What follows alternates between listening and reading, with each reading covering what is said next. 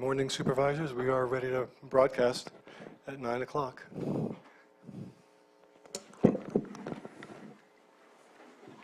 I'll put that down there. Joanna.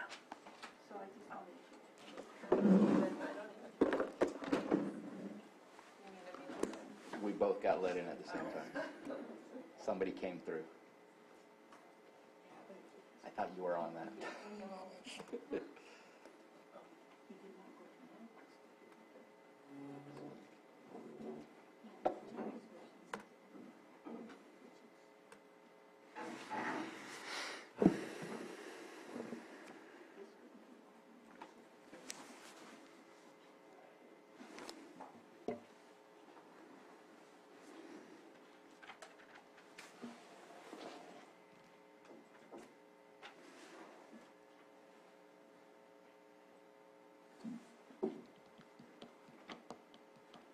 All right. Good morning, everyone, and welcome to the November 8th, 2022 regular Board of Supervisors meeting. As customary, we will start out with a moment of silence, and we have some moments of silence. Supervisor Simon. Yes, sir. A moment of silence for Chris Simon. Chris Simon left here on Wednesday, November 2nd. She leaves behind her husband, Ray Simon, her son, Eric Guerrero, daughter-in-law, Lisa Guerrero, grandkids, Nick, Essie, and Georgia, and also her father, Tom, and Sharon. And then we have one from Vice Chair Pyska. Yeah. On Saturday night, Carissa Ramirez, and was known as Carissa Taylor for many, many years, was killed in a car accident, Clear Lake Oaks, and leaving behind 2 children, young children. Supervisor Sabatier. And in the area of Clear Lake, on September 13th, Jesse Cavagna went missing. He had mental illness, a lot of worries of where he may have gone and where he was, and even with working with law enforcement for over a month. It was unfortunate that this past Friday, I believe it was last Friday, that his body was found, and he had passed away. And just want to hold his family and his friends in our hearts today.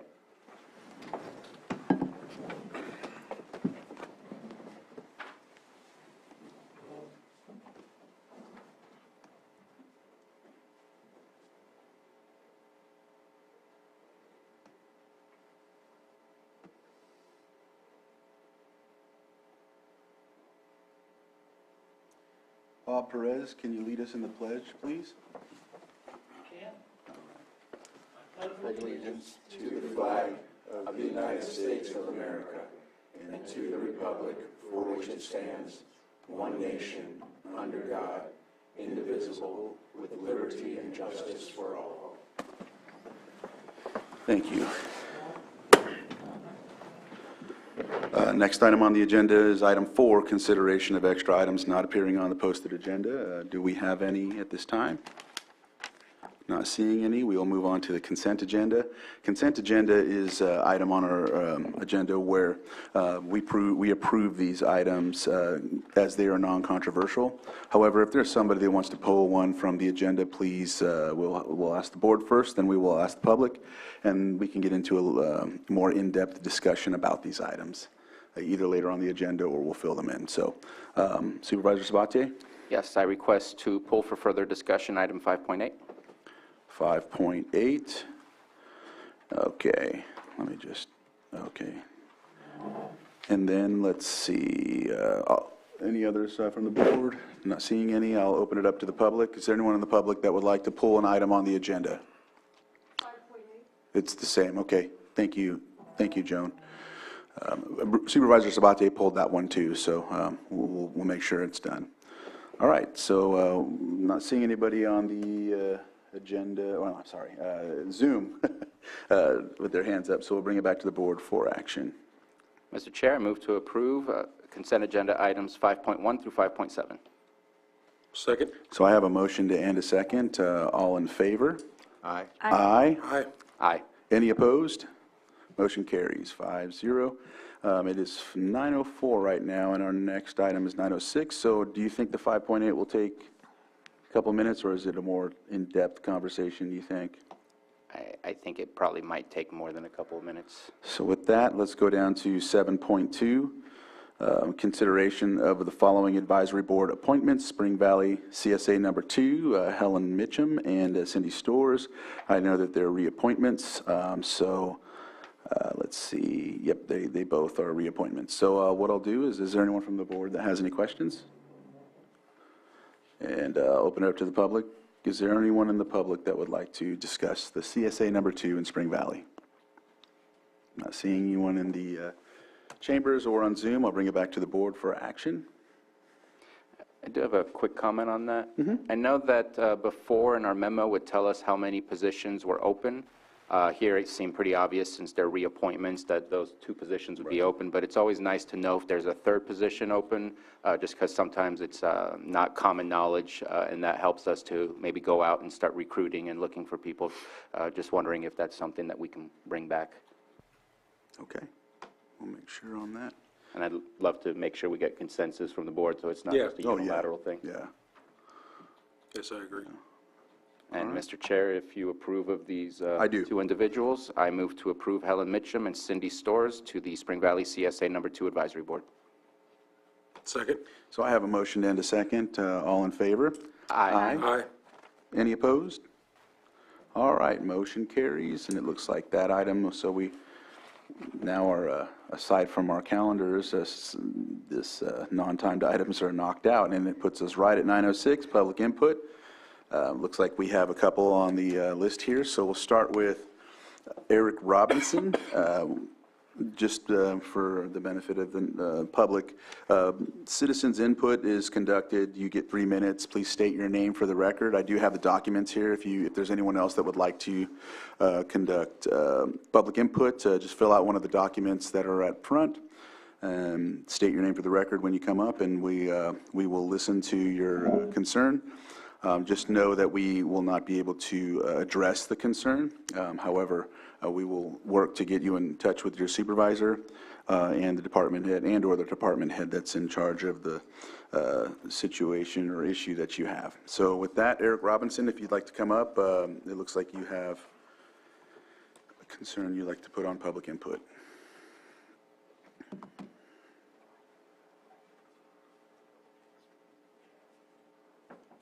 Good morning.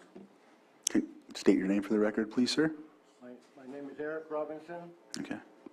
and I moved here to Lake County in 1946. And I have 120 acres on Kelsey Creek, and that's where I moved to in 1946. Kelsey Creek is the largest river going into Clear Lake. Now, if I was to dam it up and not let any water into Clear Lake, I might have a problem with the county, especially if I sold the water to Los Angeles. I've had PG&E on our property since 1950, and I've always had a good relationship with them, and a lot of squabbles, but they were always really straightforward and honest, and we worked things out. And it's been a real benefit to me to have electricity on a farm. And I really appreciate all the work they did for me, and they did a lot of work for me. But at any rate, PG&E is really a state office. It's governed and run by the state of California. And I think the governor has a lot to do with that, or something to say over it. Also, when I moved here, most of the roads were dirt roads, and now they're paved roads. And a lot of that roads have been improved a lot by the state. At any rate, the latest project, or some of the latest projects, haven't been so good. The PG&E's latest tree cutting project has been somewhat of a good idea to have fire breaks. This is really important here in Lake County. I've seen a lot of fires here, and I've lost several houses and buildings. And in the 1960s, our farm burned completely, and we lost a lot of trees due to the fire. At any rate, there doesn't seem to be any county person that has any control over people coming in from outside cutting trees. And this has caused a lot of damage. Now, this is also a problem with the state road department cutting trees. Now, if I want to build some houses on my farm, I have to get clearance for conservation. Mr. Robinson, if you can come to a close, your 3 minutes is up, so if you can finish. Okay, I'm just saying that what I'd like to say is a lot of the state's road building projects have been a disaster, a waste of money, and not really addressing the people of Lake County at all, or the environment, or the planet. And also their tree cutting for Sir, PG&E. you're way over your 3 minutes, so if you can come to an end. Okay, well, I guess you get the idea of what I'm saying. Yes. But you know, 3 minutes isn't a very long time, and the trees they cut were 300 years old that didn't need to be cut. And nobody from the county addressed this. There was no conservation people out there. Mr. Robinson, you're like over a minute now, an extra minute. And so if we can, go ahead, Supervisor Pyska. So you did come to the Cloudberry Council meeting a few weeks ago for the October meeting, right? At the Little Red Schoolhouse? Okay, I just Yeah. hope you consider the situation before these people come back again next year. Yeah. Well, I just wanted to share with you that the Cloudberry Council has a forest stewardship meeting that meets at least a couple Fridays during each month at it's called the Hub office, right next to the post office in Cobb, and I can connect you with the people that are running that meeting, and this is one of the things that's discussed with that group. So that's the Cloudberry Council's Forest Stewardship Committee. And I can, if you want to leave your name and your phone number, maybe at the office here, in our admin office, I can get back to you with that information. Okay, yeah, that might be helpful. Okay. All right. Okay, thank you. Thank you. And so we have Natasha Robinson.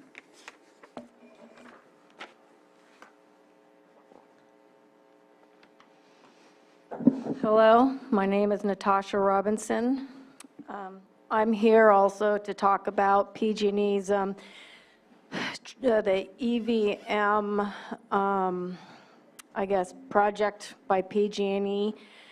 And, you know, we have all these fires and all these problems because of global warming, and it seems ridiculous to me to exacerbate the problem by cutting down trees that are absorbing the pollution and cooling the ground and cleaning our air and making shade. I understand taking out sick trees and trees that are a menace to the wires, but the reality of it is they've cut thousands of trees that are not within the distance of the wires that are extremely healthy. And I know this because I've had an arborist come out and check the trees before they were cut, and they were in great shape. And he said as much. So in a time when we're at crisis because of global warming, why are we removing thousands of healthy trees? And why isn't there any oversight? And why also is there no mitigation? If they're going to take out healthy trees, old trees, big, huge trees with nothing wrong with them, well, darn it, why aren't they going to mitigate what they've done? Where's the balance? I mean, you can't just come up, and these companies from Santa Rosa don't care.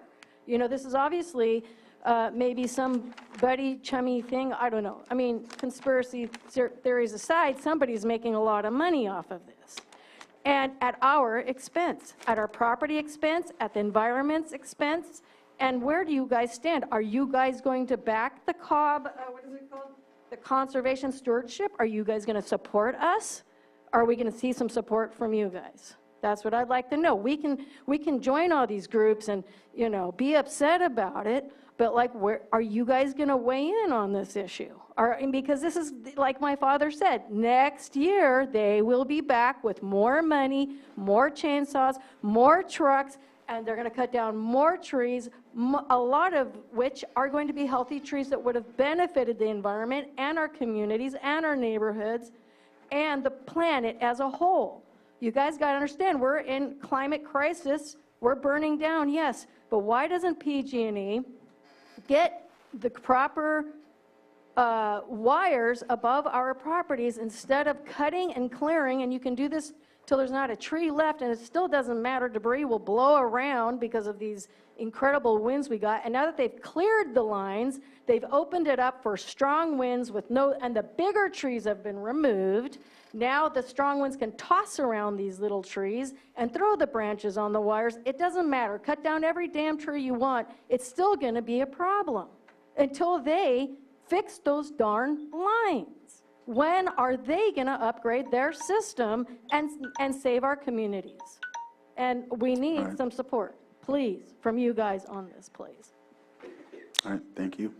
So the Cauberry Council is a municipal advisory council that advises the Board of Supervisors, appointed by the Board of Supervisors. I attend every one of those meetings. I'm in close contact with that Forest Stewardship Committee. And at the last meeting, when PG&E made their presentation, they gave a phone number for Sal Rodriguez, who, and I'll give you the phone number right now. It's 707-449-5859. You can leave a voicemail for Sal and he'll get back to you. He's the person that you can speak with if you've got questions about the work that needs to be done. He's sort of a community liaison. So I encourage you to attend those forest stewardship meetings and also contact Sal if you've got issues. And you know, if you don't get anywhere with Sal, you're always welcome to send me an email, but I need to have it from the property owner with the property's address and a detail of the problem. Okay. I mean, I just don't see much change. You know, there's all. But this is just public input. Yes, this is, yeah, It's not. Okay. thank you. All right. Looks like we have another person with public input. Please come to the microphone, state your name for the record, and we'll start at 3 minutes. Thank you. My name is Annie Barnes. I'm co-founder of Sunrise Special Services. And I am here because on July 12th, there was a hearing in regards to a contract with Lake County Behavioral Health. And at the end of that hearing, County Council even stated that it would need to be continued due to give Sunrise an opportunity to respond to comments both by Supervisor Crandall stating that we had had some concerns with the contractor, and also a young man, Zachary Ray, who also stated some concerns. This has been laid very heavy on my heart, and we have worked with this county for over 20 years, and not having an opportunity to respond to these comments has really hurt the company and a reputation which we have really worked hard of. And all I need to say is I ask for an opportunity to have a continuation and to respond to these comments that has, I must say, since these comments were made, all I do know is that Supervisor's wife, Crandall's wife, worked for Sunrise and was let go 2 months prior to July 12th. And a young man who came up and made comments of Sunrise's work with the tribal community, I asked the 3 tribes that were involved, that Sunrise had worked with, I received a letter to state of the kind of work we have, Sunrise has done. And also, the ex-wife of this gentleman led the grant that Sunrise had written for the 3 tribes that was over $4 million. And it's his ex-wife. So to me, to us, nothing else. Letters were written to both people, to the Board of Supervisors, requesting to have answers, so we have an opportunity to answer to that. And there has nothing been done on that. That's what I'm asking, because it certainly feels like a very personal vendetta. And we want to continue the work we've done in this county and not have this terrible cloud of our reputation and our work continue after all this 4 months. Thank you. Thank you. Is there anyone else that has public input? All right. I don't see anybody on Zoom, so we'll go ahead and close public input and move on to our next item on the agenda. 6.2, presentation of proclamation designating the month of November 2022 as Native American Heritage Month. And Supervisor Simon will go ahead and read this proclamation.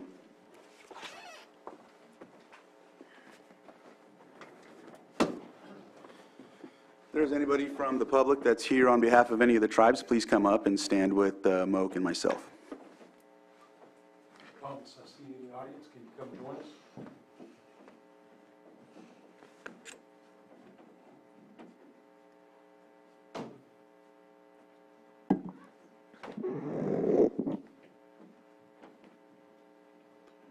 Welcome. Board of Supervisors, County of Lake, State of California. Proclamation designating the month of November 2022 as Native American Heritage Month. Whereas the Lake County has been home to people for greater than 12,000 years, and the richly diverse cultures of the 7 tribal nations indigenous to Lake County. Middletown Rancheria of Pomo Indians of California, Koi Nation of Northern California, Big Valley Band of Pomo Indians, Scotts Valley Band of Pomo Indians, Abemetal Pomo of Upper Lake, Robinson Rancheria of Pomo Indians of California, and the Elam Indian Colony have informed every aspect of our community's history, policies, and practices of the United States and earlier colonial governments deprived indigenous people in the state of California and Lake County, specifically of land holdings, liberty, even life itself. And whereas Native Americans have helped to make our community stronger and more prosperous, on August 3rd, 1990, President of the United States, George H.W. Bush, declared the month of November as National American Indian Heritage Month, thereafter commonly referred to as Native American Heritage Month. The bill read in part that the President has authorized and requested a call upon federal, state, and local governments, groups and organizations, and the people of the United States to observe such month with appropriate programs, ceremonies, and activities. And whereas this landmark bill honoring America's tribal people represented a major step in the establishment of this celebration, which began in 1976, when a Cherokee Osage Indian named Jerry C. Elliott High Eagle authored the Native American Awareness Week legislation, the first historical week of recognition in the nation for Native peoples. This led to 1986, with then President Ronald Reagan proclaiming November 23rd through the 30th of 1986 as American Indian Week. President Barack Obama made a presidential proclamation the 31st of October of each year that each respective November would be the National Native American Heritage Month. We celebrate the richness of the county's unique tribal history and traditions and the impact Native American cultures have had on every American. And whereas the Lake County is committed to protecting the sovereign right of Native American tribal organizations and institutions to strengthen their own communities in observance of Native American Month. The County of Lake encourages all citizens to join in recognizing the accomplishments and contributions Native Americans have made to our county, and salutes those who have sought to honor the important role tribal leadership in our county's past, present, and future. Now therefore be it proclaimed that the Lake County Board of Supervisors declares November National Native American Heritage Month in Lake County, California, passed and adopted on the 8th day of November, 2022.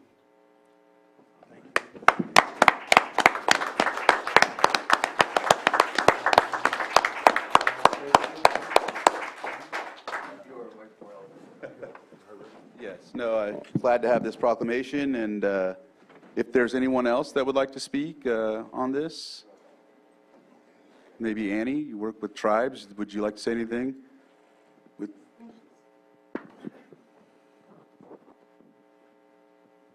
Actually, what a really proud moment. I think we are probably, if not the only county in California that has 2 supervisors, from tribal communities. Am I correct with that?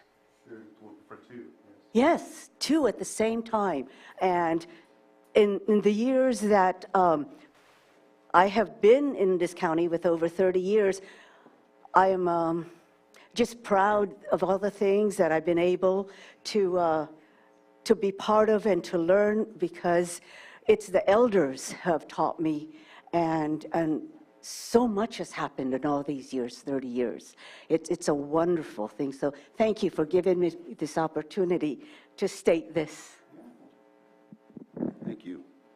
Is there anyone else in the chambers? Anyone on Zoom?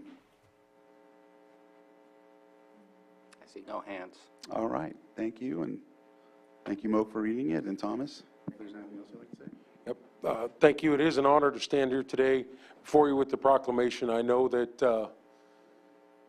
our tribal nations here in Lake County are strong. We completely, dive in and help with our communities around and our neighbors. And, it is, today's a proud day to just be a tribal person in Lake County as we help everybody move forward. We are one as a community, and I hope that our service here as tribal members on this board for Lake County just helps solidify that. So we want to thank everybody for the communication and cooperation here in Lake County, and make sure to reach out to a tribal friend if you got one, or somebody this month, and just recognize that this is Native American Heritage Month. So thank you. Okay. Can we have one more? Oh, Hand. sorry. Yeah. Does someone like to come on this? Sorry, Mr. Perez. Here you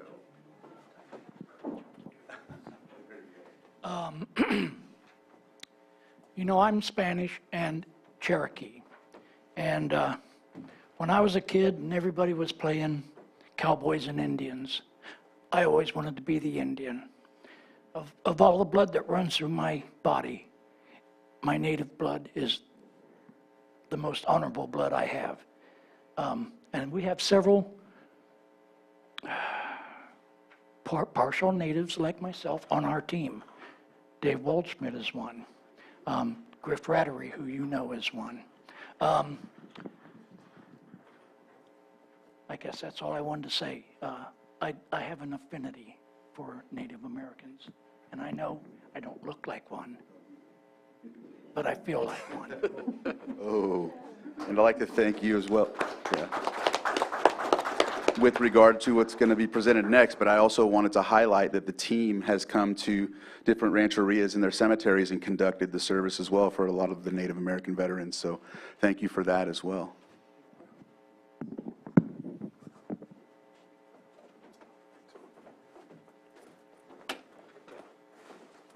All right. Did we find anyone on Zoom that possibly wanted to? All right. With that, we'll close this item and move on to the next one, which is our proclamation, consideration of proclamation commending the Military Funeral Honors Team of Lake County, and B, consideration of participation in Operation Green Light. Supervisor Sabatier will be reading this proclamation. So before I read the present the proclamation, need to get the approval from the board. Just to give a little bit of background, recently my good friend Bob Hopkins passed away. And at his memorial at the American Legion, I was moved yet again by the Military Funeral Honors Team of Lake County and recognized the amount of time that I've seen them in my short amount of years that I've been here in Lake County. They've probably made me cry more often than anyone else in my life, for good reasons, to remember the people we love. And they do more than just the funeral honors team. They do a lot for our community, and I walked away from that memorial speaking with Chris Talaferro, who works hand in hand with veterans as well, and said, I need to do a proclamation. I feel that this is a team that doesn't get enough acknowledgement for the work that they do in our community and how important they are to our community, and how many people they touch. And so today is a proclamation that I've worked with Mr. Talaferro to bring to you, and I hope that we get the approval so that we can go ahead and move forward. Part B, by chance, as I was working on this, I received an email from the National Association of Counties. This started in New York State and is now grown to a national phenomenon where on Veterans Day, for the week of Veterans Day, I believe it's from the 7th, so as of yesterday, all the way to the 13th, there's a request to light up our public facilities with green lights, and it's called Operation Green Light. And the idea behind Operation Green Light is to put a spotlight on veteran issues, veteran services, and the needs of our veterans in our communities. And so we do have the ability to have our lights on. I've worked with Mr. Ewing. By chance, there was a surprise purchase that was done, so they're ready for us, but I felt it was needed to have an approval from the board if we're going to change the lights on the courthouse, rather than somebody asking and saying Supervisor Sabatier made that happen. I think it would need approval from us. So today, asking for approval for Part A and also approval for Part B, and look forward to the approval. All right. So the proclamation, do you want to just read that, or? That's the next item, 6.4. Oh, okay, okay. Well, I'm on 6.3, okay. I was confused at first too, but Okay. Supervisor Simon, did you have something? we figured it out. No, I was thinking we had approved this in the consent agenda, but I understand now we did not. All right, okay. All right. It's a little different today. Okay. So Operation Green Light, any comments about that? I'm pretty much in support of it, so. All right, I'll open it up to the public for any comments on this. Not seeing any, I'll bring it back. As I'm seeing on Zoom, there's no hands up, so I'll bring it back to the board for its action, right? Mr. Chair, I move to approve the proclamation commending the Military Funeral Honors Team of Lake County and approve the participation in Operation Green Light. All right. Second. So I have a motion and a second. All in favor? Aye. Opposed? And motion carries. And our item 6.4 is presentation of proclamation commending the Military Funeral Honors Team of Lake County for their endless and thankless support of our military veterans and their families. And Supervisor Sabatier will be reading this proclamation. And if Mr. Perez and his team can please come up for recognition, that would be great.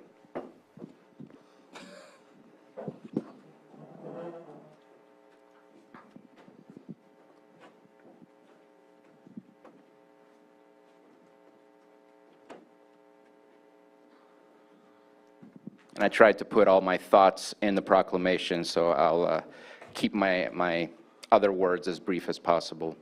But thank you so much for being here today. And again, thank you for what you do, not just for veterans, but their families and to our community. I find your service to be very special. Proclamation commending the Military Funeral Honors Team of Lake County for the endless and thankless support of our military veterans and their families. Whereas in May 2001, the Military Funeral Honors Team of Lake County was certified as a provider in the Department of Defense Military Funeral Honors Program. And whereas the Military Funeral Honors Team of Lake County provides a 3-volley rifle salute, the playing of the taps, and the presentation of the flag to the next of kin, which is usually where I start crying, is the taps and the flag, by the branch of military the veteran was in. And whereas in the last 21 years, this one's amazing, the Military Funeral Honors Team of Lake County has provided over 1,750 funerals for the veteran community of Lake County. Whereas the Military Funeral Honors Team of Lake County has participated for over 1 decade in the Clear Lake Flag Ceremony in Austin Park for both the raising of the flag around Memorial Day and the lowering of the flag around Veterans Day. And whereas the Military Funeral Honors Team of Lake County is made up of volunteers, all veterans of the Armed Forces of the United States. And whereas the Military Funeral Honors Team of Lake County provides their services without soliciting donations, but they do take donations if you offer.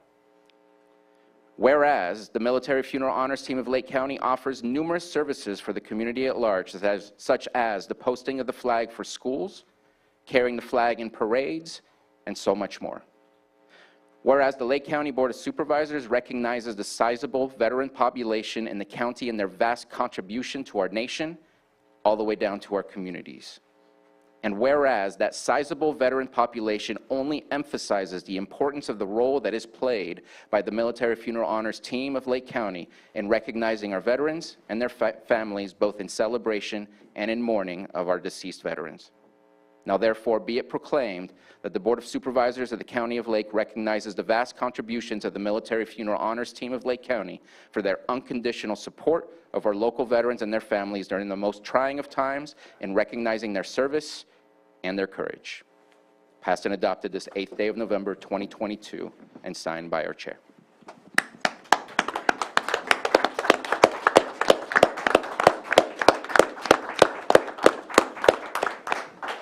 Thank you very much.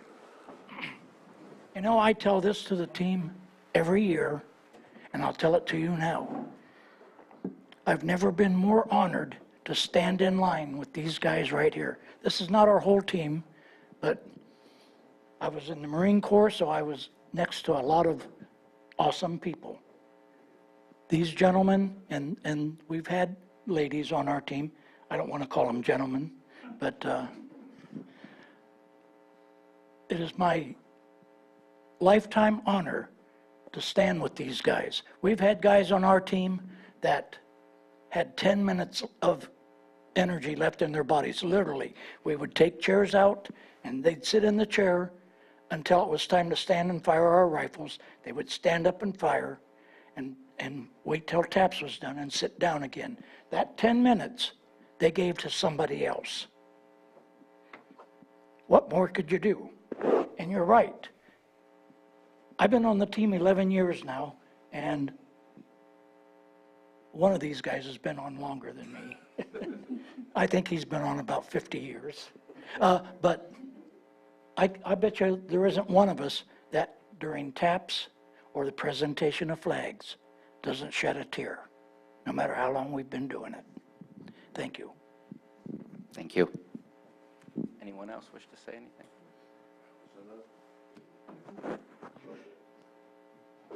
Thank you so much.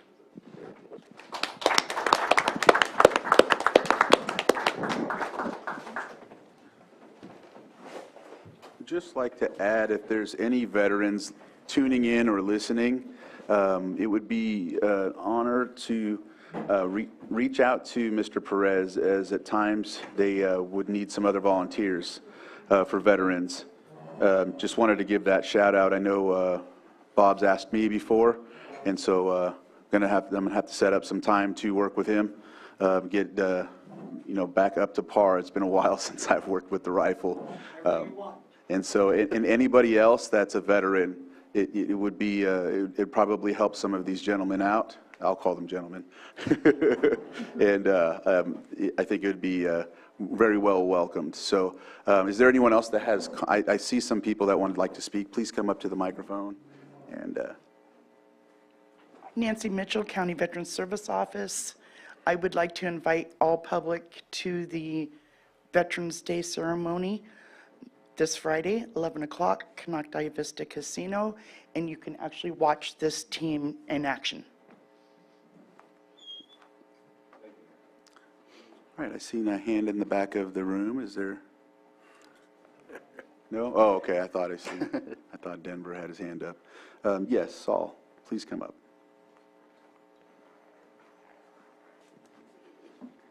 Good morning, Board, and everyone else present. My name is Saul Sanabria, Veteran Service Officer for this beautiful county. And words really cannot describe the level of time and effort that goes into each and every one of those moments where this professional team makes the honor of presentation of flags and everything else, the respect that each and every one of the families and members of the community deserve.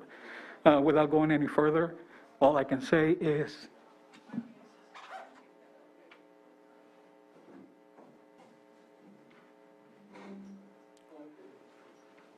He's getting there. thank you. Thank you. Is there any other, anybody else that would like to speak about this item on the agenda? Hearing none or seeing no hands up, I'll bring it back to the board. It looks like Supervisor Sabatier would like to say something. And similar to the Veterans Day event, also, I know on November 15th, the lowering of the flag in Clear Lake will be occurring. Unfortunately, it will be happening on a Tuesday, so I will not be able to be there, but that is a beautiful ceremony as well. And because Veterans Day is coming up this Friday, and I've already spoken with our CAO, we'll be working on a press release in order to highlight Operation Greenlight and explain it and provide some details on where veterans can find information and services available to them. So we'll make sure that that comes out. And again, thank you so much for all coming today. And Bob, would it be okay if I gave out your number in case there's veterans listening that would like to touch base with you and volunteer? Sure. Okay. Bob's number is 707-277-9401. Again, reach out to Bob as a veteran and offer your services. We all were trained the same way when it comes to the rifles and conducting this ceremony. So thank you again. All right. You got right here. Oh, sorry, Supervisor Green. I did. Yeah, just very quickly, I do want to thank the team. I was at the event last year at the casino, and I believe it was the first one we'd had for a while because of COVID. And I was very moved by that ceremony, so I want to echo, yeah, you'll be shedding tears when you go to this, but what struck me about last year's ceremony was how happy it was, too. It was really a celebration of life. It was a celebration of service to our country, and those who have passed before us were honored appropriately. And I think also the younger people who were in attendance learned valuable lessons about the importance of public service. So I would encourage those people who think Friday would just be, you know, a bunch of dusty old veterans, maybe, but I think there'll be young people there. I think there'll be words of inspiration, and both of my parents served in the Air Force, so I am proud of your service here today. It's very helpful to the community, and I encourage everyone to come out Friday. Thank you. Yes. I'll open public input back up. I would like to say one more thing. You know, Lake County has the largest veteran community per capita of any county in California. So I guess that's why we're so busy. Thank you for that note and information. With that, I'll close public input, bring it back to the board, and I think we've covered. And so thank you again, and we're going to move on to our next item on the agenda, which is our 6.5, our public hearing continued from October 18th, 2022, hearing of appeal notice of violation and notice of nuisance in order to abate property owner Thomas Carter, location 1622 Hunter Point Road, Upper Lake, California. This item will be presented by the Community Development Director, Maria Turner, and Code Enforcement Manager, Marcus Beltramo.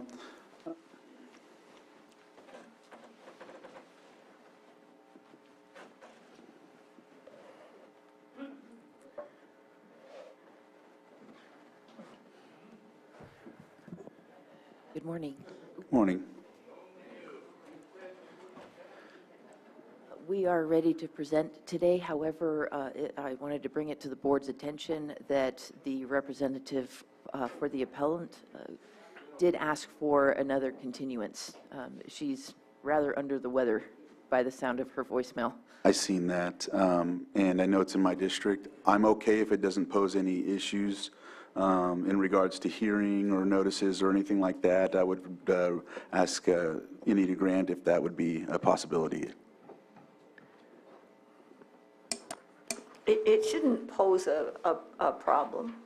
Okay. If, is there a date? Is Is there a date in mind?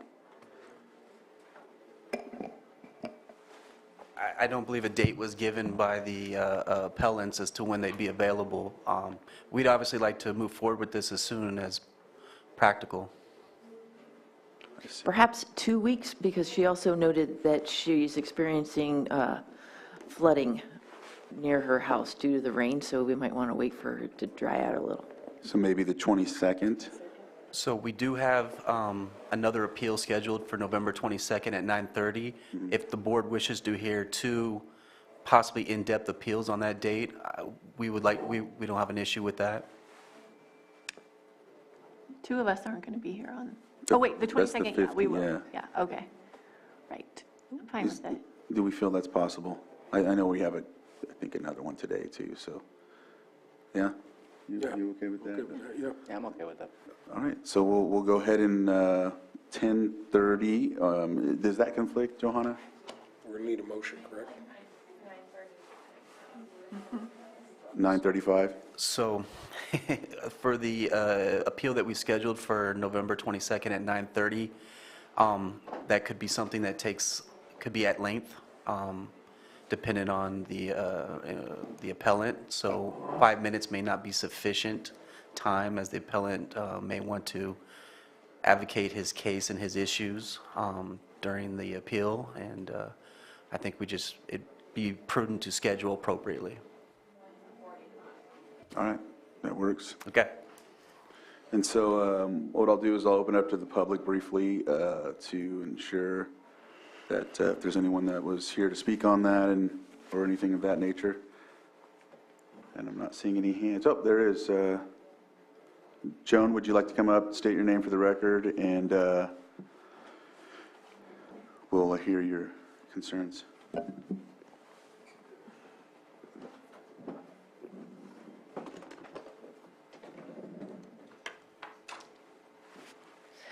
I am Joan Moss. I read the letter that Tom Carter wrote as part of his appeal. Tom Carter was a hero, and he still is a hero in my book. I just want you to know that time has passed. Prices for the permits have increased, but he helped many, many people to rebuild after the fire. Thank you. Thank you, Joan. Any other person from public input that'd like to speak? Not seeing anyone on Zoom. I'll bring it back to the board for action. Mr. Chair, I move to continue this public hearing to November 22nd at, did we say 9:45? Yes. At 9:45 a.m. Second? So I have a motion and a second. All in favor? Aye. Aye. Opposed? Motion carries. All right, thank you. And so we are on the next item, which is, I think, we're at it. So our 9:45 is consideration of appeal of Planning Commission's denial of major use permit UP 20-90 and initial study IS 20-109 for 1.18 acres of mixed light cannabis cultivation, applicant Cresta Properties, LLC, 6267 Kelsey Creek Drive and 6245 Gold Dust Drive, Kelseyville, APNs 007-013-22 and -23. And with that, we'll give the floor back to you, Director Turner. Thank you. This appeal is before you today because at the Planning Commission, the commissioners were unable to make a motion to take action. Ms. Grant, 1 second. Go ahead. I'm sorry about The that. testimony under oath. Okay. And so we should do that first then. Okay, Johanna, can you please conduct that, and then I'll. With your right hand raised, do you solemnly swear that the testimony you are about to give will be the truth, the whole truth, and nothing but the truth? Yes. Okay. Can I interrupt? I think there's some people in this room that will want to testify and maybe make comments, because I know I saw some of them in our Planning Commission, so I want to make sure that we're asking everyone on Zoom and everyone in the public that if they wish to testify. Not sure that that was made clear. Yeah, okay. There is Richard Deerham, if you'd like to If you can conduct that one more time. If you're here on this item, please stand, raise your right hand, and we'll conduct the one more swear-in for that. Oh, there they are. All right. Okay. So do you solemnly swear that the testimony you're about to give will be the truth, the whole truth, and nothing but the truth? Yes. I do. All right. Thank you. Ms. Turner. So at its October 13th meeting, the Planning Commission did consider this permit application. They were unable to take action, and because of that, according to our code, it was an automatic denial with an automatic appeal to the board. During the presentation, it was noted that there were a number of inaccuracies within the staff report, which made it very challenging. So in the meantime, since then, during the appeal, the corrections to the staff report from the Planning Commission are noted in your appeal staff report or staff memorandum. We are ready to present today if it pleases the board. However, an alternative would be to remand it back to the Planning Commission with the hopes that we would have more than 3 commissioners in attendance at that hearing, and the inaccuracies in the staff report would also be corrected so that it would be a much better presentation for them to consider at that time. Vice Chair Pyska. I think it's appropriate for it to go back to the Planning Commission and go through the process, so I hope that that's what we can do today. Yeah. Supervisor Green, then Supervisor Simon. I would generally agree, except I don't have any assurance that we'll have a full planning commission at the next hearing. If in fact the staff report has been corrected and we're able to go today, I would like to hear from the applicant if they feel like they would be disadvantaged by the time it takes to go back to PC with an uncertain fate based on, I'm the new guy here, but I don't know if there's been attendance problems at PC. I don't want to remand it without having an assurance that we'll get a firm decision at that time. So perhaps staff could talk to the likelihood of a full planning commission greeting this issue before we remand it. Supervisor Simon. I would agree that I think remanding it back to the Planning Commission is the place it needs to go, so they have that opportunity. So those are my thoughts on it. Supervisor Sabatier. I appreciate that is the option that we're given, as I think that is the option that should have happened in the first place. If you don't have the appropriate information to deny or approve something with not a very clear picture of what the project is or what the impacts are, that the applicant needs to be given a fair opportunity to be given the right information, and that the Planning Commission gets to make those decisions. I think that that's the right place to put it back into. Had hoped that it would have been a continuance from the Planning Commission, but I think that this does exactly what should have happened in the first place. So appreciate that option. We will definitely make an effort to reach out to the planning commissioners to confirm their attendance. However, we can't make them be there. So. Right. Just to add to that, these policies for the Planning Commission would help to get those. We've been talking about that for quite some time, and we're looking at ensuring that they might want to revamp those, because there's nothing basically holding them to an attendance factor in that document. So, Ms. Grand, I don't know if you wanted to add on that, but. I'm sure Ms. Turner can speak to this too, but the Planning Commission's already considered updates to the bylaws, and those will be coming back to your board for review and consideration shortly. All right, thank you, Ms. Grant. They reviewed a working draft of the bylaw amendments at their last meeting. The final draft is going before them on the November 17th meeting, and will come to your board directly after that. All right, thank you. All right. Does that help for assurance? All right, I'll open it up to some of the folks that are here. Would that be ideal? If there's anyone that would like to speak on this that's here, that swore in, please come up to the microphone. And if not, I'll look on Zoom. I don't see any hands up. Because I know that, Mr. Green, you had a request to see if there's anyone here that would, you mentioned something along the lines of Well, just if the applicant was present, if the applicant was here and ready to proceed and we were ready to proceed, I would say, yeah, we could kick it back, but we are fully entitled to review this to the best of my knowledge. If the applicant is here and is fine with the continuance or remand back to PC, that's fine. But if the applicant is here and ready to proceed, I'd like to hear that. So if the applicant is here one way or the other, we'd appreciate hearing your thoughts on it. All right, sir, come on up to the microphone.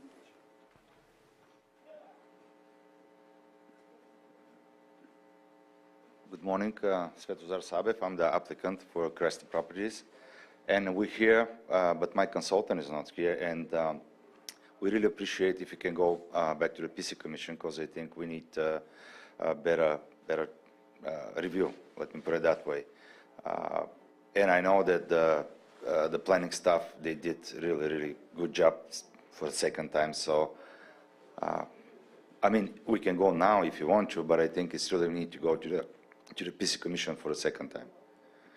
Thank you. Thank you. We can meet the noticing requirements to add this to our December meeting. Okay. All right. If there's not anyone else from the public that'd like to speak, I don't see anyone on Zoom, I'll bring it back to the board for action. Mr. Chair, I move that we return the application to the Planning Commission for their consideration. Second. I have a motion and a second. All in favor? Aye. Opposed? Motion carries. Okay. So that will go back to the Planning Commission, and we'll see at that time how that works. Thank you very much. Let's see, we got our next item, which is, oh, that's at 10:30. Well, we're at 9:55. We have the consent item.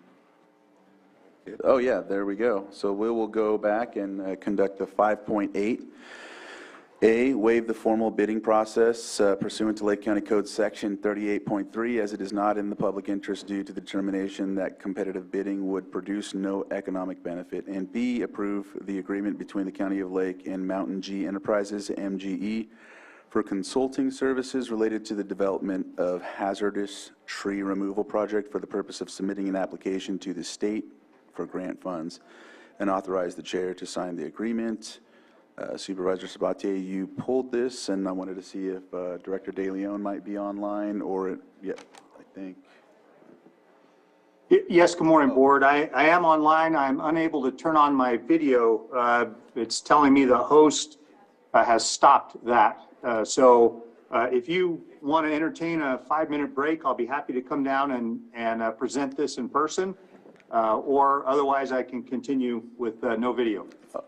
I think we can take the break. We'll accommodate for that break. So what we'll do is we'll take a break till 10:05, and we'll come back at that time and continue with this item.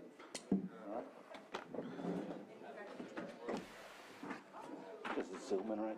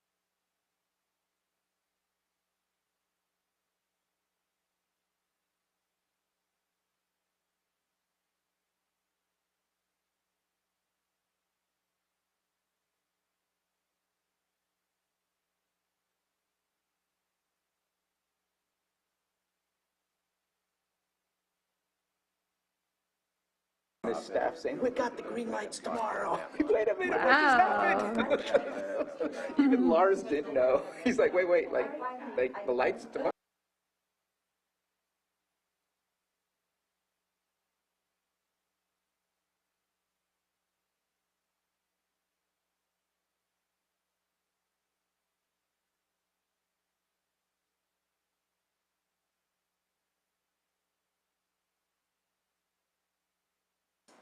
That's All awesome. right. We're ready when you are, Operation sir. Blue Light, we're starting something. All right, looks like we're back from the break, so we'll go ahead and move back on to our 5.8. Do I have to read it out again? Maybe I should, just because we're coming out of break. 5.8, I'm sorry, waive the formal bidding process pursuant to Lake County Code Section 38.3 as it is not in the public interest due to the determination that competitive bidding would produce no economic benefit, and B, approve the agreement between the County of Lake and Mountain G Enterprises Incorporated MGE for consulting services related to the development of hazardous tree removal project for the purpose of submitting an application to the state for grants, and authorize the chair to sign the agreement. Director De Leon. Good morning. Thank you. Perhaps a little history here. For the past several months, there's been a lot of discussion about an application to the state for hazard tree removal. As you recall, we were successful in obtaining a grant for an emergency evacuation route planning grant for the Soda Bay corridor, but there's been a lot of interest in an overall countywide hazardous tree removal project. We met once with the state, Cal OES. They gave us a little background about the opportunity and the grant funds that are available, and frankly, I thought it was best to bring in a consultant to put a project together. It's a sizable project. There's thousands of trees. We did a rough windshield survey, and I think we came up with about 4,000 trees and growing. So looked around, talked to a number of different counties. Placer County hired a contractor to do a very similar project with the same funding source. And so I reached out to the agency that this consultant, MGE, and they gave us a pretty nice resume about all the things that they'd done. They worked well with Placer County. And so I asked them for a proposal to put a project and a cost estimate together for the purposes of making an application to the state of California, Cal OES, for this project. I can probably defer to Supervisor Pyska to talk about more of the details and the timing, but the funding is available. Other counties are pursuing the funding, so we decided to come to your board with this option in lieu of going out for RFP and taking the probably 60 days to put something together and then advertise it. We just decided to propose waiving the formal bidding and hiring MGE for this first phase of the project. What would likely happen, and I mentioned it in the memo, is if the county's successful in obtaining the grant, that we would go out for bid or RFP for proposals to put the project together, and we would do a competitive process at that time, because that project, that consultant's contract would be significantly higher than this one. They are proposing a time and materials contract not to exceed $30,000 to put the application materials together. We did some rough estimates with the state. If we had 4,000 trees and the state said that on average it's, you could be up to $3,000 a tree, there's 12 million. So if you use the industry standard adage of 10% for engineering services for contract costs, you're looking at a consultant's contract of $1.2 million. So a sizable contract, that would be in the future, but for this phase, it's just making the application to the state Cal OES. And so with that, I'd be happy to try to answer any questions. Supervisor Sabatier? Yeah, no, I agree with the idea of going out to a consultant, making sure we get somebody with the expertise that can go ahead and take a look at the issue that we have here locally with our tree mortality. My only disagreement is the waiving of the formal bidding process. This has been an ongoing issue in the state of California for at least 5 to more years because of the previous drought, where it happened a little bit more in previous years in the counties to the south of us. I would like to see a bidding process in order to ensure that we have the best qualified agency looking at this issue rather than just a lateral coming from Placer County. I believe, and I don't know, there was an assumption that they did their due diligence, but I just want to make sure that we do our due diligence, especially the level of expertise could mean the difference of millions of dollars of what the next step looks like. And so I want to make sure that we have what we believe is the best suited agency to consult and provide a plan so that we're not asking the state for more than we need to or less than we need to. So that is why I disagree with Part A, but definitely agree with the other part of the process for Part B. I'll just point out that we've been having weekly meetings since early July. Is that correct? I think it is, yeah. Yes.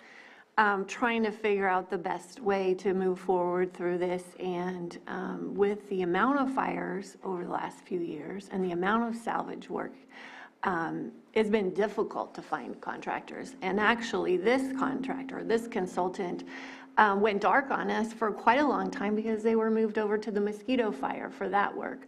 So it is difficult to find these consultants, and time is of the essence. We're now going into the storm season on the mountain, which is arguably more dangerous than fire season.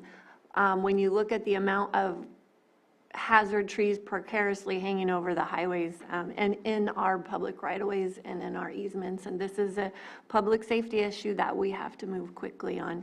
And once we have this plan developed, we will be able to be going through that RFP process hopefully more smoothly. But it has been difficult to even find this one consultant.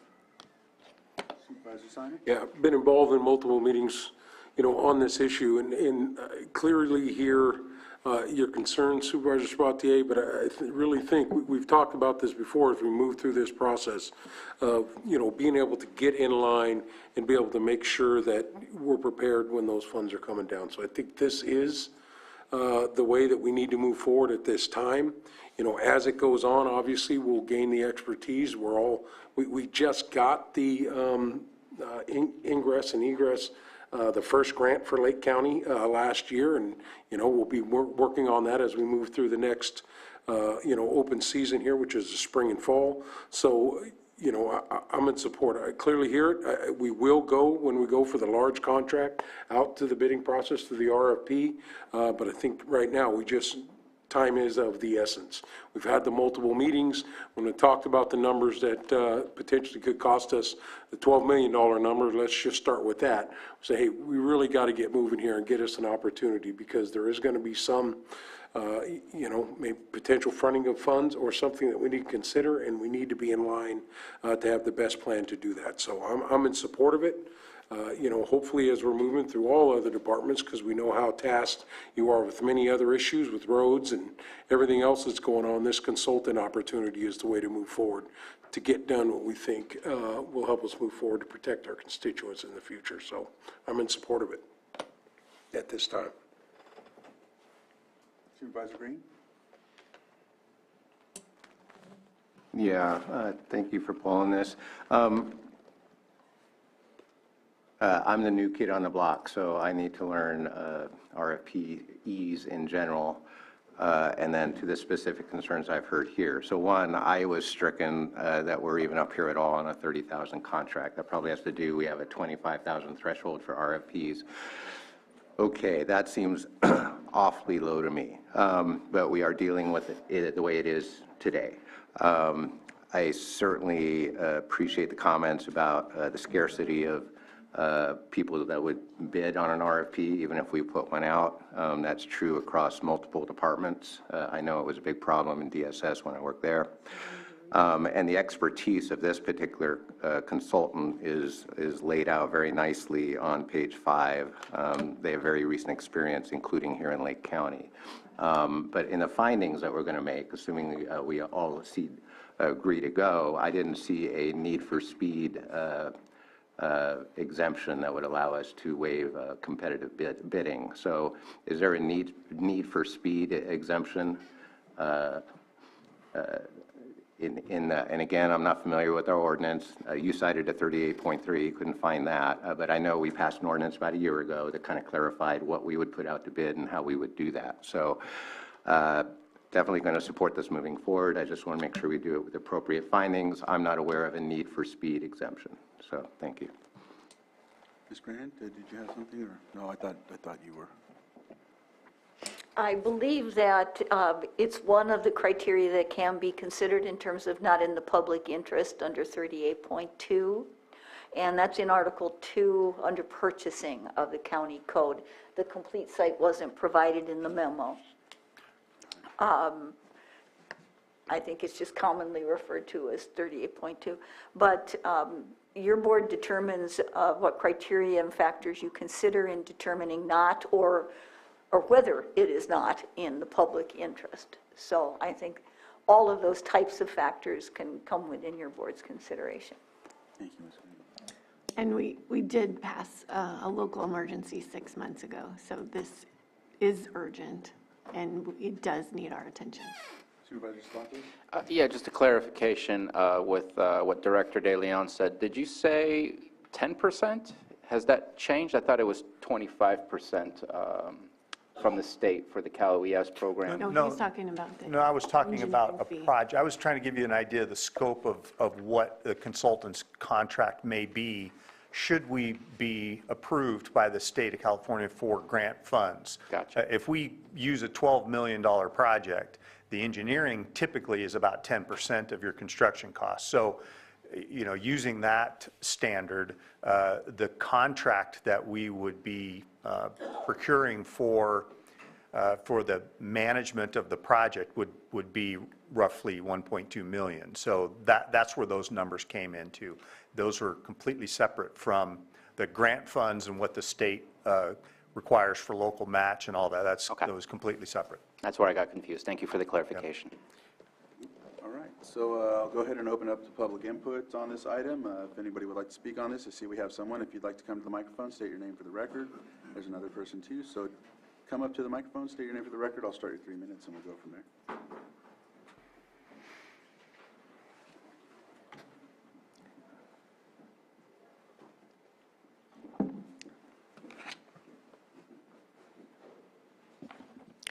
Joan Moss. I've looked at this and I've studied it. Under the Freedom of Information Act, I want to have all public information about PG&E's Enhanced Vegetation Management Program. This is not about PG&E. I know. And what I'm telling you is that the general public, such as me, are going to get confused over the hazardous tree removal and PG&E's program. If I could just continue what I'm saying, please? Sure. I get 3 minutes, right? And the names of the contracted companies for removing trees along Wildcat Road, Loggers Unlimited, MGE. If the trucks that say MGE are subcontracted under PG&E, why is Lake County now drawing up another contract for more work? What is happening to our letters of complaint? And I'm glad that we do have a place to bring them now, Ms. Peitzka. We do have a place to complain. And what is the name of the lawyer the county hired 3 weeks ago through the county counsel's office under a $50,000 ceiling? I have a document that I mentioned a couple weeks ago. And this is online on the website of Lake County Public Health, thanks to your influence. You found it. Community experiences and perceptions of geothermal venting and emergency preparedness in Lake County, California. This is already published. You can look it up on the Lake County Health Department. November 2012. There are other problems besides the drought that are in Lake County. And before you get a contract going, I want you to read this document, 51 pages. It's called a CASPER. It's put out by the Public Health Department and the CDC. Ray Raminsky, Karen Tate. Very important information about Lake County venting and methane and induced volcanic action of the geysers. This is facts that have not been brought out to the public. And I think that the public should be aware of everything that's documented before they apply for a grant. Thank you. Thank you. I'm just going to clarify what it is we're talking about today. By all means.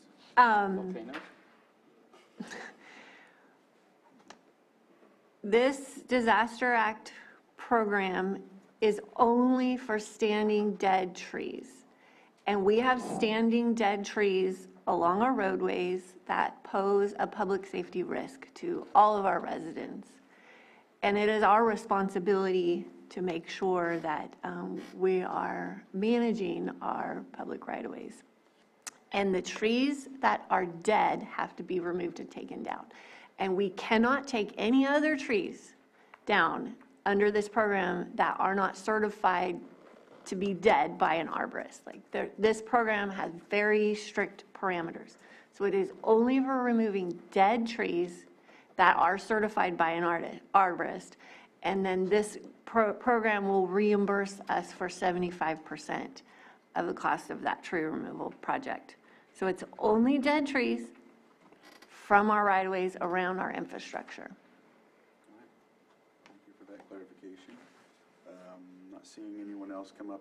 Okay, come on up to the microphone and just know what Supervisor Pyska had just mentioned. That's what this is about. Yeah, okay. My name is Natasha Robinson.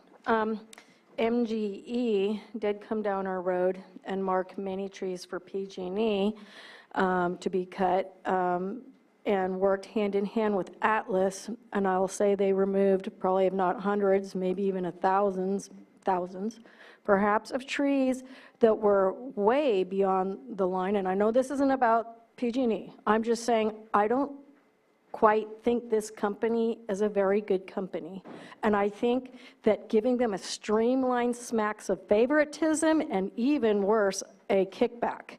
I think you should do the proper progress and get a proper company in there. I guess they're proper. I mean, they've got all the right wording and whatnot so that they can get the contracts. And you say it's only going to be dead trees. Well, PG&E says right on their website, dead, dying, or sick trees, and they removed that, hundreds of trees that weren't. I want to know, is there going to be oversight this time? Where's the oversight coming from? Please have I can tell you that this contract that we're looking at is only for the application. It is not for the tree work. Okay, I think you So should it's get only other- the application that we're going to be submitting to OES. And $4,000 a tree, I mean, there's profit to take out trees that shouldn't be removed. I mean, when you have that, and that's the problem with the other situation. You get paid for every tree. So of course you have a tree that might have a little yellow spot on it. Oh, it's dying. It's diseased. It's got a little yellow mold spot on it. And so what I'm trying to say is, so far, this company has not been holding to the criteria of PG&E. There's been no oversight, and I'm really concerned that we're going to be facing the same thing with these people. They come in and they mark everything they can because it's for profit. It's for money, it's for funds, and our mountain is going to suffer again so that they can cut down anything and everything to make a buck. And I really see this as a problem. This is really geared against the environment. It's a losing battle, literally, for us, because there's money involved and profit involved to clear cut this mountain, take as many trees out, and you say it's going to be dead, I don't believe it, because they lied last time. Why wouldn't they lie again? And the arborists, their arborists were a joke, quite honestly. Funny, my arborists came up with quite a different scenario than their arborists, and a lot of the guys out there marking trees had no clue what they were doing. They were just like, well, we've been told to mark if we see anything, a dead branch, or if it's at all crooked. You know, I don't think there's a straight tree in the whole forest. So, like, you're going to do that criteria, yeah, you're going to make your money. Oh, yeah. The money will be flowing, for sure. And we, the people who live on that mountain, are going to have to sit there and watch you guys or whoever this company's make their money. Okay, I just want to be very clear. We're not making money, we're spending money. We're going to be spending a lot to cut down the debt. Somebody's making that money. Somebody's making But this, We've heard that. Yeah, I have, go ahead. yeah, this application is going to be prepared by this company. And then there will be an RFP that will go out. We'll find the contractor who will actually be doing that tree work. This company, this is the contract for designing the application and designing the project, and that is all. Okay. And I think there's a difference. PG&E has several different vegetation programs going, so I think there's some confusion there. This is very clear. The tree has to be dead.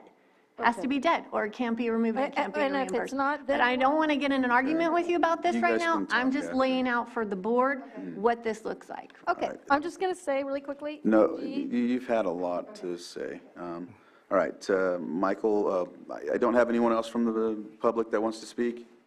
All right, I don't see anyone online. Michael, I'll start with you. Supervisor Simon, you can go next after him. Yeah, I just want to appreciate the chair's patience in dealing with public comments that very clearly have little to nothing to do with the agenda item before us today. I would encourage people to actually read the agenda items and limit their comments accordingly. So, although we did accept public comment on this item, if I had the gavel, we probably wouldn't have gone that far. And I will accept the comments for what they are worth here. You talk about some tangential report from 10 years ago that has nothing to do with this. I will accept the comment, but I will not act upon it. You come in here and do character assassination on a company for something that has nothing to do with the agenda item today. I will have to listen to it if nobody interrupts, but I'm not bound to give it any weight or credence. So thank you so much for the public comments, but no thank you. They were not on point. We will act on what is before us today. Thank you. Supervisor Simon? Yeah, just going to reiterate one more time, this is the beginning steps when we talk about for safe ingress and egress throughout the county, looking at that process for the dead and dying trees, and we'll continue to do that since the Valley Fire, obviously, and the multiple disasters after with the fires. This is a challenge in making sure that folks can get in and out safely. We have communities with one way in, one way out. That's really going to be a focus as we move forward. So, you know, I just want to reiterate that this clearly here, you know, the concerns about the trees that, you know, are questionable, but these are dead and dying trees that may impede folks from getting out during a disaster. So obviously going to move forward with this hopefully today and get an approval. All right, with that, is there any other comments? If not, we're looking for action. There's nothing further, Chair. I move that the Board of Supervisors waive the formal bidding process pursuant to Lake County Code Section 38.2, as it is not in the public interest due to the determination that competitive bidding would produce no economic benefit, and B, approve the agreement between the County of Lake and Mountain G Enterprises, Inc., MGE, for consulting services related to the development of a hazardous tree removal project for the purpose of submitting an application to the state for grant funds, and authorize the chair to sign the agreement. They need to be separate items. Okay. One at a time? Yeah, but usually it's the supervisor who brings the item. In the district. Just in the district, yeah. But, okay, sorry. So are we doing separate items, Anita, or is it one? I do want to clarify, this shows that it's from Public Works, and I Yes. believe this is a multi-district issue and not just a singular district Correct, issue. but it is something that I've been working on for several months. It's up to your board. You can do them singularly or you can do it together. If you do it together, obviously there's a risk someone will agree with only one part. Right, that is my I'll concern. withdraw my motion. Thank you. all right. So, looking for action. Mr. Chair, I move that we waive the formal bidding process pursuant to Lake County Code Section 38.2. It is not in the public interest due to the determination that competitive bidding would produce no economic benefit.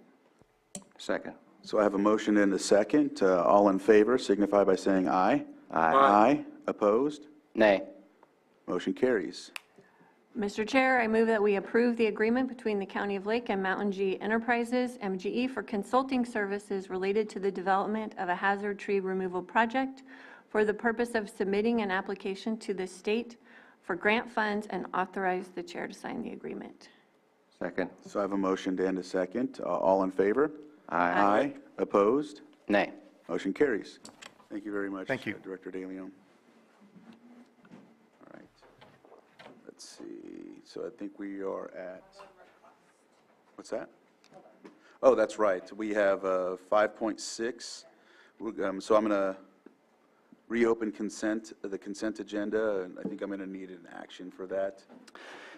I move to reopen the consent agenda, Second. which was the 5.1 through 5.7. Yes. Second. And so I have a motion and a second. All in favor? Aye. Aye. Opposed, and motion carries. And with that, it looks like we have to open 5.6. Is there something else I need to do in that, or can I just open 5.6, Ms. Grant? You can open 5.6, but if you're removing it from consent in order to have that discussion, you have to go back and reapprove the remaining ones, which would, as Supervisor Sabatier indicated, eliminate 5.8, you've just addressed that, Okay. and eliminate this one. All right, so approval of the consent agenda first and foremost, and if there's anything to be pulled, Supervisor Sabatier? Obviously, we're pulling 5.6, and I move to approve items 5.1 through 5.5 and 5.7. So I have a motion, Second. and I have a second. All in favor? Aye. Opposed, and motion carries. With that, we will conduct 5.6, adopt resolution appointing directors of certain special districts boards in lieu of holding a general district election on November 8, 2022. And I'll go ahead and give the floor to Johanna. So the resolution wasn't attached to the agenda. I think all the letters were, but not the resolution itself. Didn't So catch that. Here is the resolution. And it's just, this happens every year. It's a normal. All right. Supervisor Sabatier? I have a question for Johanna. I see a lot of names on there. Are we approving of those names? Because the recommendations was only for like specific individuals.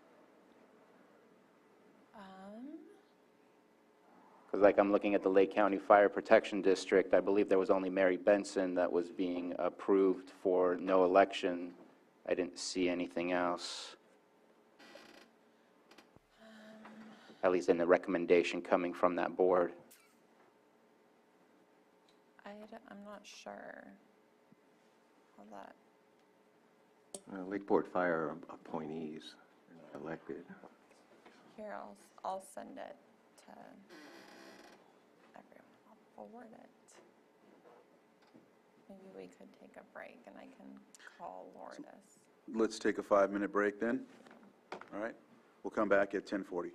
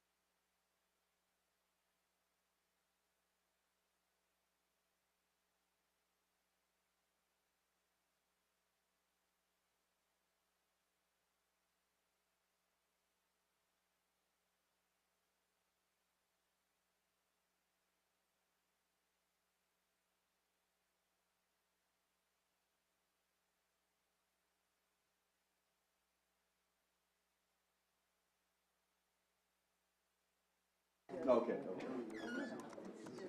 It was horrible, but finally, my dog's head only would fit through that door because it was made for a cat. Oh, yeah. So I'm like, good, stop going over there.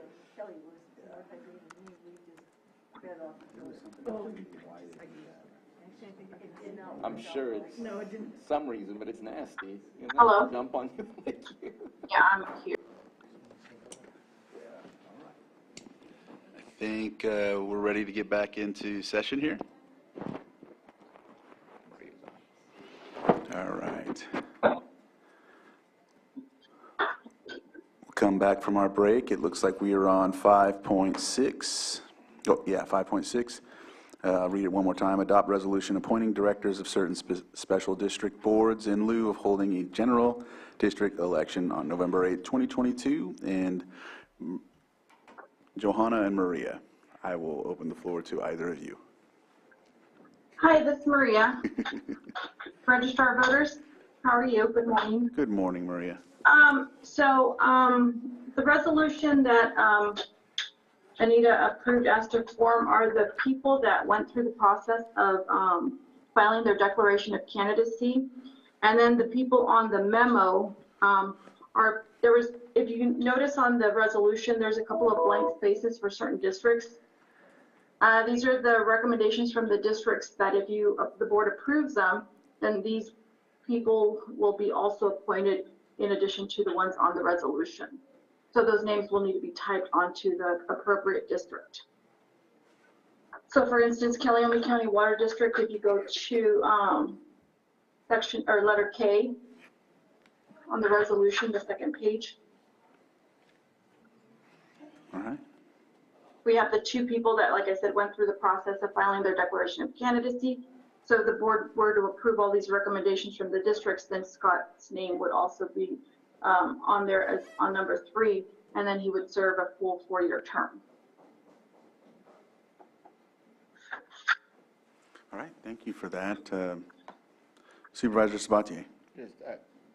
Question for Ms. Grant. So since the names are not on the resolution in our motion, do we have to spell out exactly the additions to or as recommended by the special districts? What would be the best way to do so?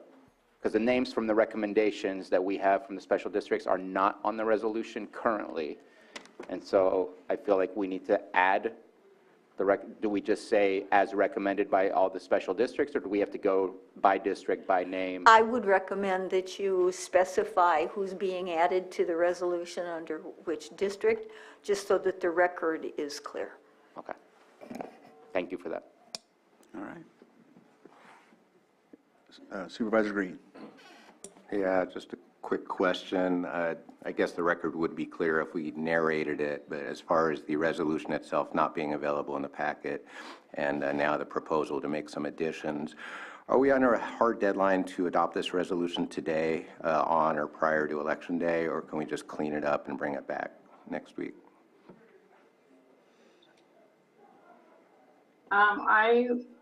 We've always presented it on Election Day. I don't have the code section right in front of me, but it's supposed to be done within a time frame. I don't have that in front of me. Normally, like I said, we present it to the board this way. I know Lourdes had sent the resolution to Johanna, but I don't know what happened. Yeah, it's just a transparency question.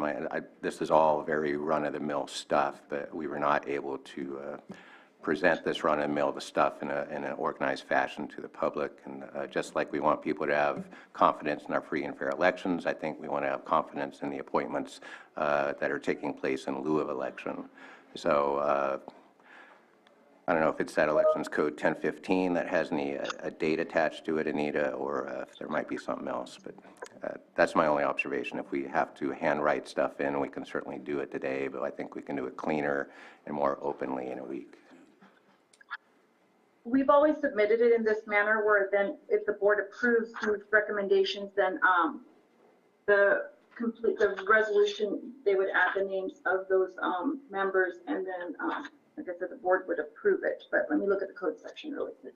I'm sorry, it's been really busy today, so. We understand.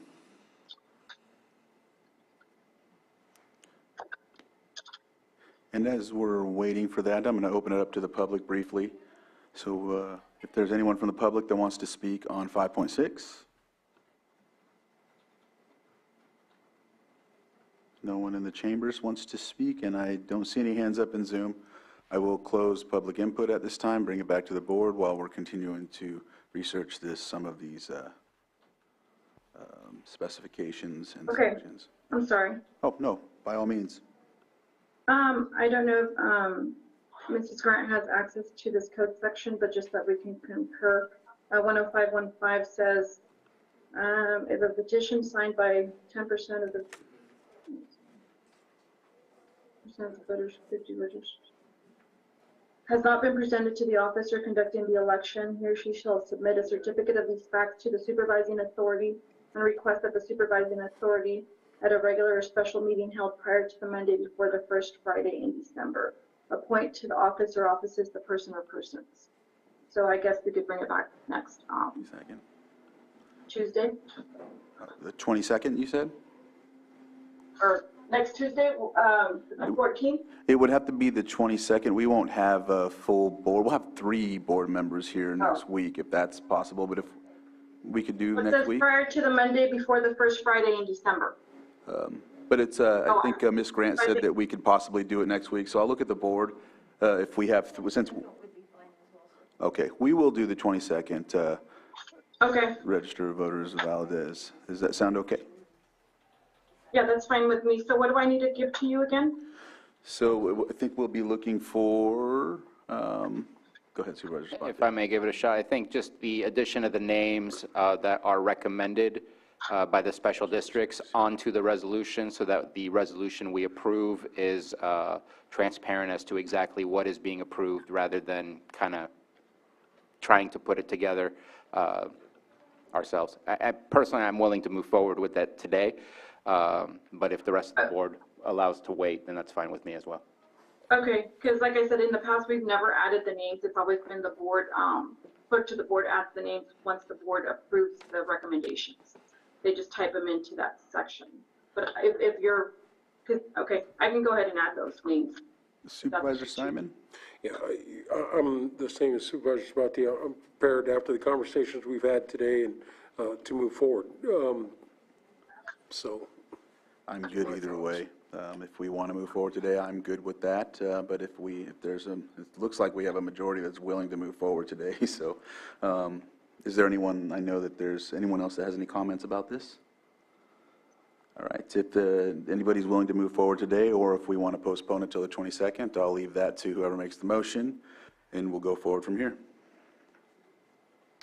So, Mr. Chair, I'm going to try to do this correctly as Ms. Grant offered for us to do. I offer the resolution with the addition of Scott Hopkins to letter K. Okay, just name the district and the name? Okay, that's so much easier. So I offer the resolution with the addition of Calliope County Water District Scott Hopkins for a 4-year term, Canocti County Water District Aduri Barber for 4-year term, Upper Lake County Water District Richard Simandi, 4-year term, Villa Blue Estates Water District Gary Pierce for a 4-year term, Villa Blue Estates Water District Christian Montgomery for a 2-year term, Lake County Fire Protection District Mary Benson for a 4-year term, and South Lake County Fire Protection District Bryce Stevenson for a 4-year term. Resolution. do I need a second? Or I think it's a resolution. Yeah, the resolution. Okay. So resolution has been offered. Johanna? Supervisor Simon? Yes. Supervisor Sabatier? Aye. Supervisor Green? No. Supervisor Pyska? Yes. And Supervisor Crandall? Yes. Thank you. Motion carries, or the resolution passed. That's a better statement, sorry. All right. So next is the, thank you, Maria, very much for your assistance on this. And, hang in there for today. I know it's a very busy day for you, and we appreciate your work greatly. Yep, thank you. Thank you, Maria. Have a good day. And team. Yeah. Thank you. All right. And so it looks like we are at our 6.7 public hearing continued from October 25th, 2022, consideration of proposed rezone 22-01 and general plan amendment GPA 22-01, applicant Valerie Ping. Project located at 11377 Highway 29, Lower Lake, APN 049300-02. And our Community Development Department and our manager, Director, Maria Turner, and Eric Porter, the planner.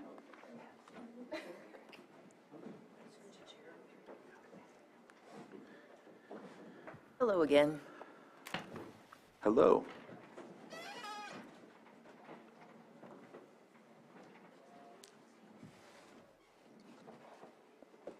Looks like the top one, yeah.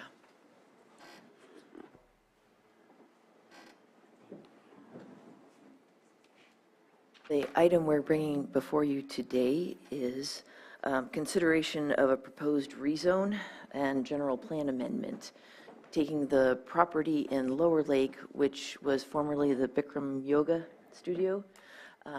It's currently zoned C3, and this rezone proposes changing that single parcel to C2. I will hand it over to Eric Porter to present the project. Thanks, Mireya. Good morning, Supervisors. As Director Turner indicated, this request for a rezone originally came before the board on October 25th, continued until November 8th. Next slide, please. So the property itself is about 6,100 square feet in size. It's zoned C3, and the entire area around it on this side of the highway is also zoned C3. There are existing C3 uses adjacent to the subject site. In a moment, I'll show you why the site is awkwardly positioned. There's no direct highway access to the site. Next slide, please. That shows you a zoning map. The white arrow depicts the 6,100 square foot lot. The lot's currently developed with a 2,000 square foot building that would be used to sell retail cannabis. Unfortunately, it's requiring several properties that you have to pass by in order to get to this facility. And the properties are developed with, I would say, heavy commercial uses, for lack of a better word, auto repair, mini storages, truck yards. And so the site itself, to staff, seemed very unlikely to support a rezone.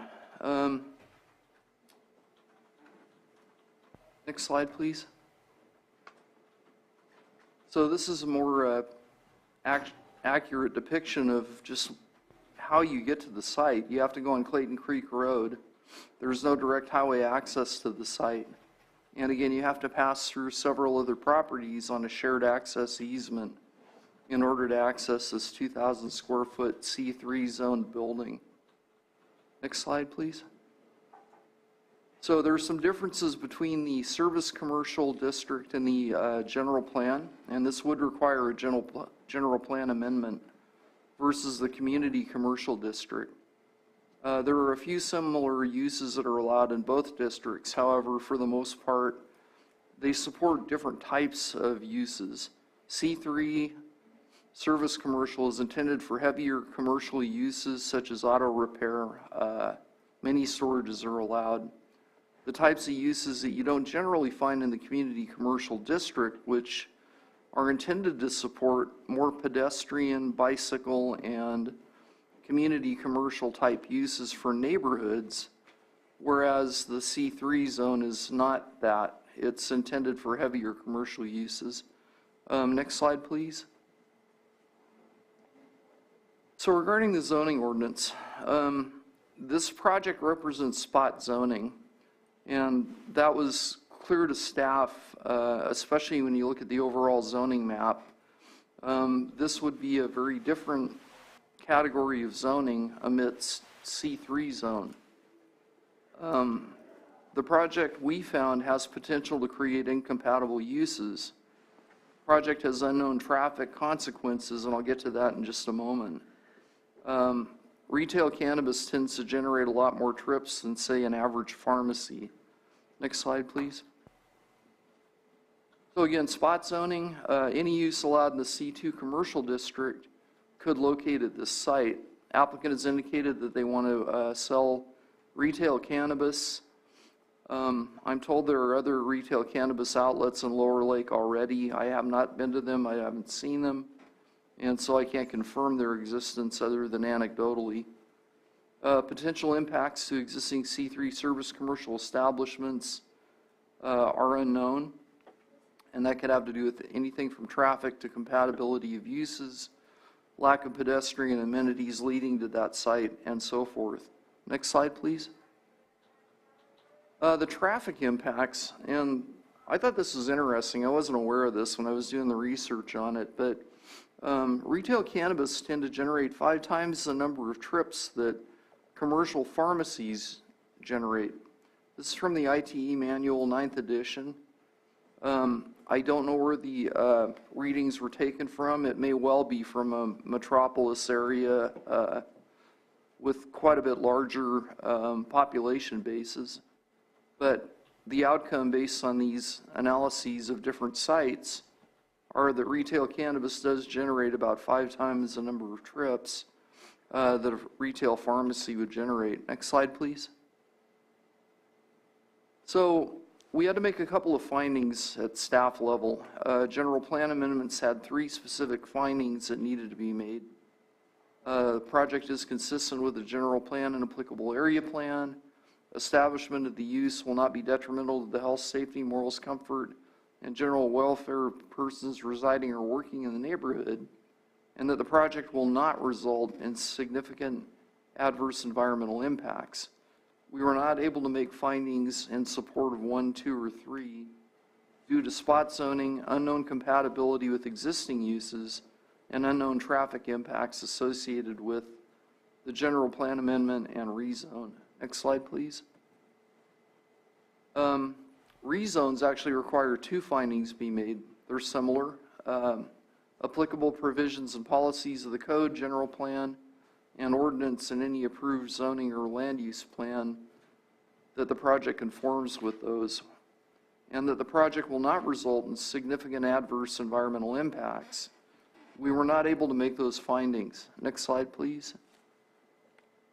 A CEQA analysis was done, however, because staff is recommending denial, denial decisions do not require a CEQA review. If the board decides to approve the rezone and general plan amendment, then a CEQA evaluation would be necessary.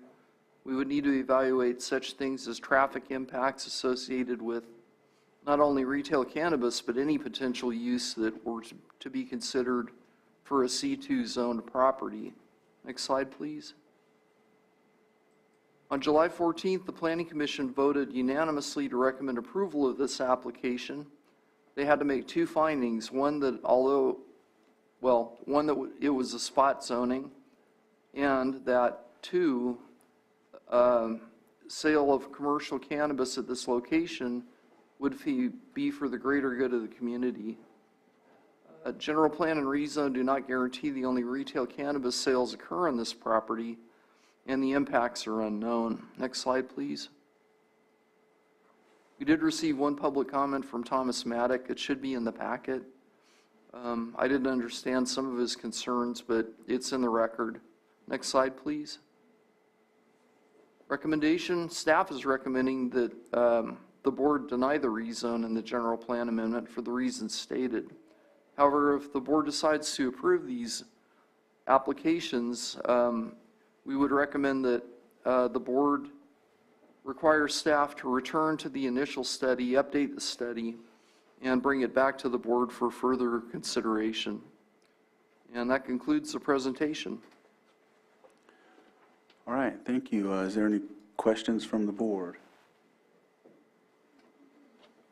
Supervisor Simon. Just appreciate the information provided. Obviously, the difference between C2 and C3 there, obviously it was the yoga place, as you said before, and there are a couple other businesses that are located right there is that they, is it a, Self-storage. there's a self-storage, but there's a hydroponic store right there too, right? That moved in, that used to be where Days Supply was. It's kind of transitioned a couple of times in that area.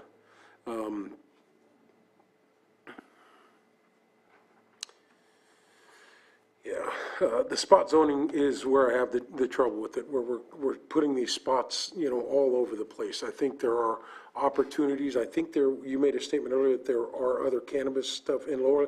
I know of one that's approved just past the school. I don't think it's open yet. I think it's still in construction in that area. And there may be a potential of another one from what I've heard from concerns of a community member, but that hasn't made it through the process yet. So at this point, I'd like to hear the conversation for the rest of the board, but the thing that really, for me, I can't get over is the spot zoning issue we've talked about for that. So that makes it a real challenge from my point of view. If I might add a little bit of context, this project had already been noticed to go before the Planning Commission when I started as deputy director and started reviewing staff reports. In general, we strongly discourage any type of spot zoning because it presents land use conflicts going forward.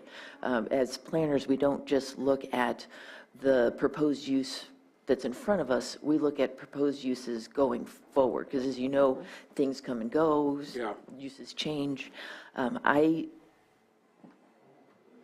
am aware of the land use conflicts that are presented when switching something from service commercial, which is appropriately placed sort of out on the fringes because of its higher impacts of noise, odor, things like that. It's placed away from where most of the community shopping activity goes on, which is C2. So that's where you get your retail, either cannabis or just regular retail, restaurants, things where we're expecting more traffic, pedestrian, car traffic, things like that. It's more of a community-centered. And so I was unable to find any reason why we would go against the planning best management practices of avoiding spot zoning entirely. And so that kind of made it a little bit awkward because at that point it was already noticed and I switched the department's position from approval to denial. And so that's why so it went to the Planning Commission with that recommendation of denial, which they didn't support. And so rezones and general plan amendments come to you for consideration. But that's why this project seems a little stilted, because it kind of changed. It did a whole about-face midstream. Thank you. So I'll go to Ms. Grand. I think you turned on your microphone. I did, thank you. Just in terms of what the case law says on this issue, let me just, if I may, just read a quick excerpt from a court case. The creation of an island of property with less restrictive zoning in the middle of properties with more restrictive zoning is spot zoning. Spot zoning may or may not be impermissible depending upon the circumstances. It may be justified if there is a substantial public need. So while it's not absolutely illegal, your board would be looking for a substantial public need in order to justify spot zone. Thank you. And so what I'll do is I'll go to Vice Chair Pyska, Supervisor Spatier, then Supervisor Green. I find the spot zoning really problematic too. And I'm glad that Director Turner spoke. That was kind of where I was going with this too. If we separate out the proposed use with the future use and how that will fit in with future businesses down the road, it just does not seem compatible. And then I don't find that there's a substantial public need for this particular business in this spot. Supervisor Spatier? So I appreciate the conversation. I know I watched the videos of how the Planning Commission deliberation went on. And I will share that it's distracting to know what potentially will be there rather than really focusing at what can C2 offer as far as a whole. Because C2 also could be a restaurant. And looking at right next door to it, there's I wouldn't even call it a truck yard. That's a construction yard that's preparing for some very heavy-duty type of work. Right next door, creates dust, creates noise. All of a sudden, we would be creating the same situation we've seen where people are complaining about ag on ag land, where, well, that's what ag land is for ag. And so, to me, we got to try to steer clear of those types of conflicts. I know in speaking with Director Turner, C3 is noisier and just, it's meant to be a working area, while C2 is meant to be an enjoyable area that you can go visit, like a downtown type of situation where that's a very, there's conflict for those two to be one and another. I'm also in the belief that C2 is more meant to be within a community growth boundary rather than outside of the community growth boundary. And I would suspect that if we did CEQA on this, we would see that there's an increased greenhouse emissions because of the fact that people have to leave their community to get to it rather than have simple access. I know there was talks about public benefit during the Planning Commission. I'm not going to disagree with their reasoning of the benefits of having access to dispensaries, but this to me is access that's away from where true access should be, which is more in a community growth boundary.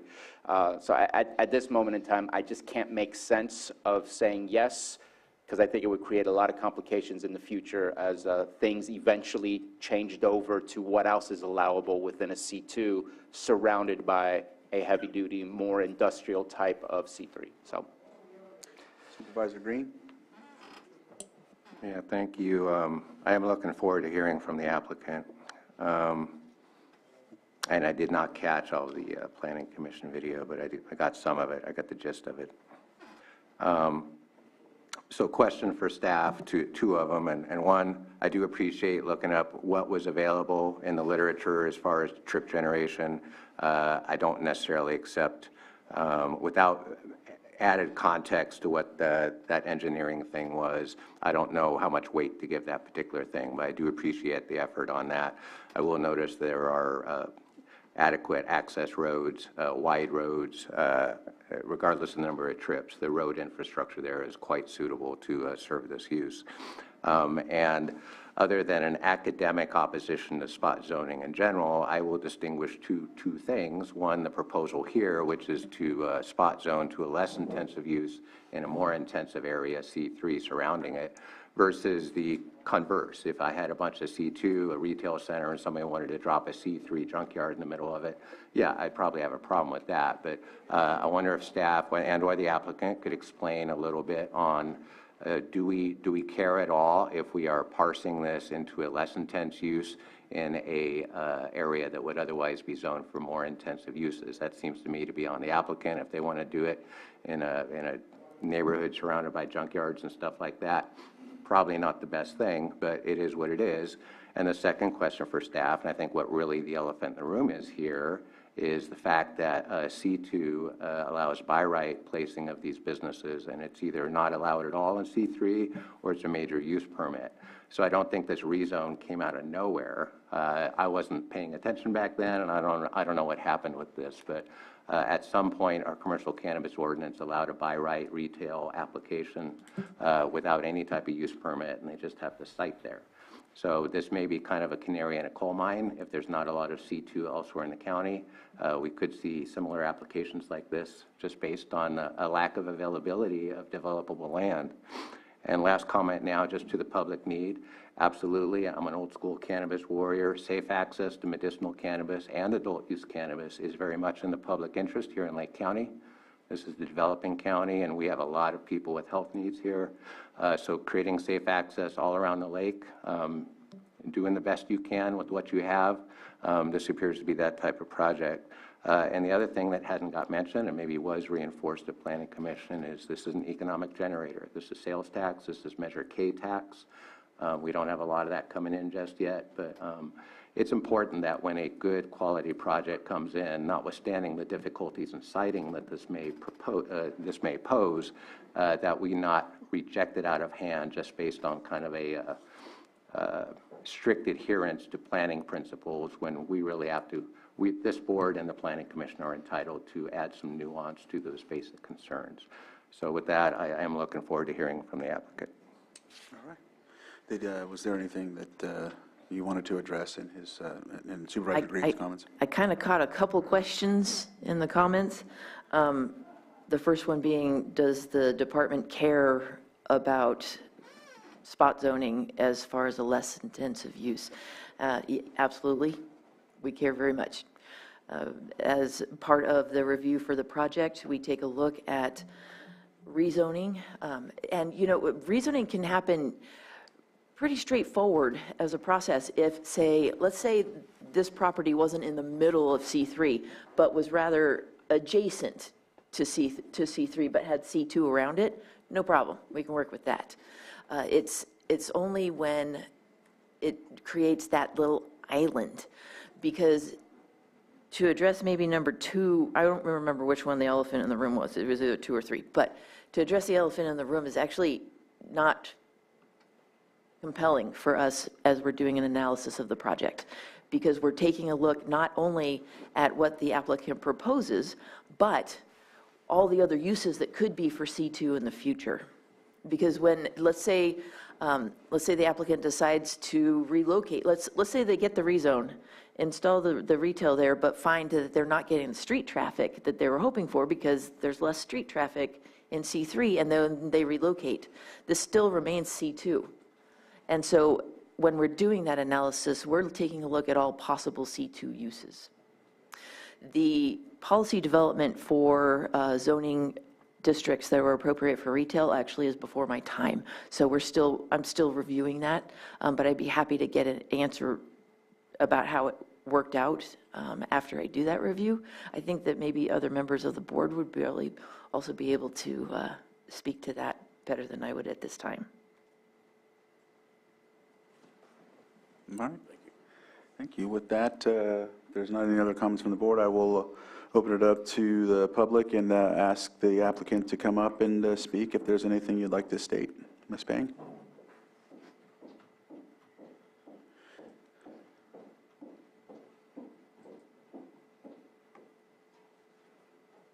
Good morning, board. Good morning, board. I'm not sure that the microphone's on, sir. Okay, there we go. Try again. Good morning. There we go. Hello, I'm Valerie Pang. I don't know if anybody got a chance to see the PowerPoint presentation that the Planning Commission was able to view. I also emailed it to you this morning. I'm not sure if you got to take a look at that.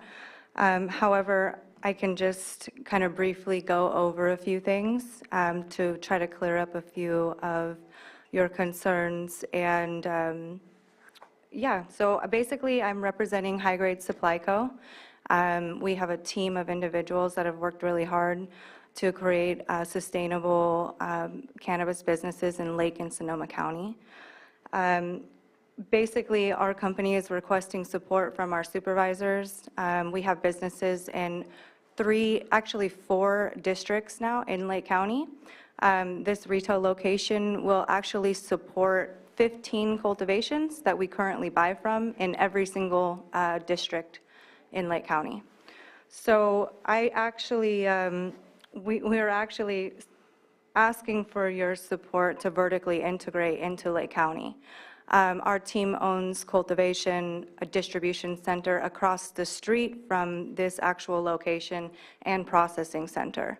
So right now, basically, we do a lot of our brand packaging and things like that at our Sonoma distribution company. We would like to bring that revenue and kind of what we're doing there to Lake County, and if we had our retail location right there, it would make just perfect sense. We basically have, and I have spoken to the department about a few things, is we don't plan on having high traffic, nothing more than what the Burkham Yoga Studio already had before us, and then it was vacant for a number of years. We are going with a integrated delivery model for Lake County to provide even more safe access to cannabis, and we are looking at a model from Berkeley, and now Napa is using as well. Basically, you know, our team has a passion to provide high-grade cannabis. We work very closely with SC Labs, and we have been recommended to vertically integrate to make sure that our companies are healthy with the ebbs and flows of the supply chain. As you know, this year there are many cultivations who are not able to operate and will not probably be able to pay what they need to pay, and the financial economic impact of that is very severe for our community when, in general, Lake County is getting taxes from the cultivations rather than any other cannabis projects. So, I mean, I would like to formally introduce myself. I know I only have a couple minutes, so I don't want to take too much of your time. But I'm currently, and then my position within the cannabis space is very interesting. I am the owner and founder of 4 cannabis businesses, will be 5. 3 in Lake County currently and 2 in Sonoma County, an indoor cultivation, distribution in Sonoma, cultivation here, distribution and processing. Basically, I launched 2 brands 3 months ago. We've been working on them for about a year and a half, and they are now in 20 California dispensaries. Our company, High Grade Supply Co., we have a multi-million-dollar budget. Like I said, we support 15 cultivations in Lake County. We have 7 long-term supply contracts with those cultivations, so we've been supporting them through this, really tough time. And we will continue to try to integrate even more into Lake County for manufacturing contracts with a lot of the bigger outdoor cultivations that are approved. So like I said, I work closely with SC Labs. So I wouldn't say that this is just a one zone, it's not in one district that we kind of, you would feel our ripple in the cannabis industry. Also, I would like to point out that this spot zoning, everything around it is owned by the same owner, and we have the support from all the businesses around it, also including my own business. I own the 12,000 square foot warehouse where we're doing processing and packaging. It would be very easy to deliver our processing and packaging as we deliver to the community. Also, there is, I don't know about traffic implications more than there already is. I think the place right now has about 9 parking spaces, I think, 7 to 9 parking spaces, including handicapped. And before, Maria, we actually did get a recommendation from the county before I went into a long-term 10-year lease with the owner, who's also a partner of mine, that because, like Mr. Green was saying, the impact goes from a Zone 3 to a Zone 2, we were actually recommended that this would probably pass as a rezone, because I probably wouldn't have invested, $80,000 into the building thus far if we thought it was going to be an issue moving forward. We had talked to multiple planners when I first got the lease, but we're here now, so I'm just kind of telling you the history of the project. So we have put about 70 to 85,000 when I looked at the numbers yesterday into the building, just putting new floors, getting all the proper surveillance equipment for the dispensary, also putting some disabled things so that people can get into the building properly and things like that, and just making sure that the weed abatement is cleaned up. I haven't seen any of the newer pictures of the building, but the building looks phenomenal now. And so as cannabis grows into our community, my company is definitely going to represent cannabis at a higher level than maybe Lake has had in the past. I'm working very closely with a few vineyards and wineries in Napa County as well to offer events and things like that, and I plan to do that as well in Lake County. So I've been a resident here for about 33 years. I grew up here as a child. I came here when I was 3 years old. I really love my community. I'm staying here forever. And I graduated from Sac State with my master's degree in social work and psychology. I worked for a law firm for a few years. Came back to my own community to work as a professor at Woodland Community College. And moved on to work as a business consultant and medical social worker for the hospital and the community engagement department. I've worked with multiple tribes doing huge grants, economic development projects, including cannabis projects, and I would really like the opportunity to vertically integrate into my own community. I can buy a dispensary license at this moment in Sonoma for $150,000 for a delivery. Due to the market, there has been some really, hard times in the cannabis industry, but what I bring to the table for Lake County and in cannabis and in our community in general is huge. It would be called Lake Herbal Sanctuary. There would be a lot of education around proper use of cannabis and other herbal modalities. So we wouldn't only be delivering just cannabis, but we'd also be delivering teas and wild leaf lettuce, teas and things like that, that decrease opioid use and things like that in our community. So it's a very different vibration, I think, than your usual dispensary that you would see. A few other things is that it is CEQA exempt because there's no changes to the building whatsoever. Also, we would increase jobs through the packaging and processing at the warehouse across the street, plus the retail location and the 2 delivery drivers that we would hire. I plan on having 2 Teslas, so it'll also have a less of an impact on the community and the greenhouse gas emissions. What else? The project is in line with the State of California cannabis retail goals, as they will be providing grant monies to social equity retail applicants, which I am, which my company is. And they, as a whole, California is supporting more retail to support the industry as a whole, to be able to outlet more of the cannabis so that we can continue our cultivations and things like that. There's also positive socioeconomic factors for our community. As we know, tons of research has been done on safe access to cannabis, and the more access that we have, the decrease in opioid use in our community is. So I hope that you guys take into consideration what the Planning Commission has approved as, voted on the rezone.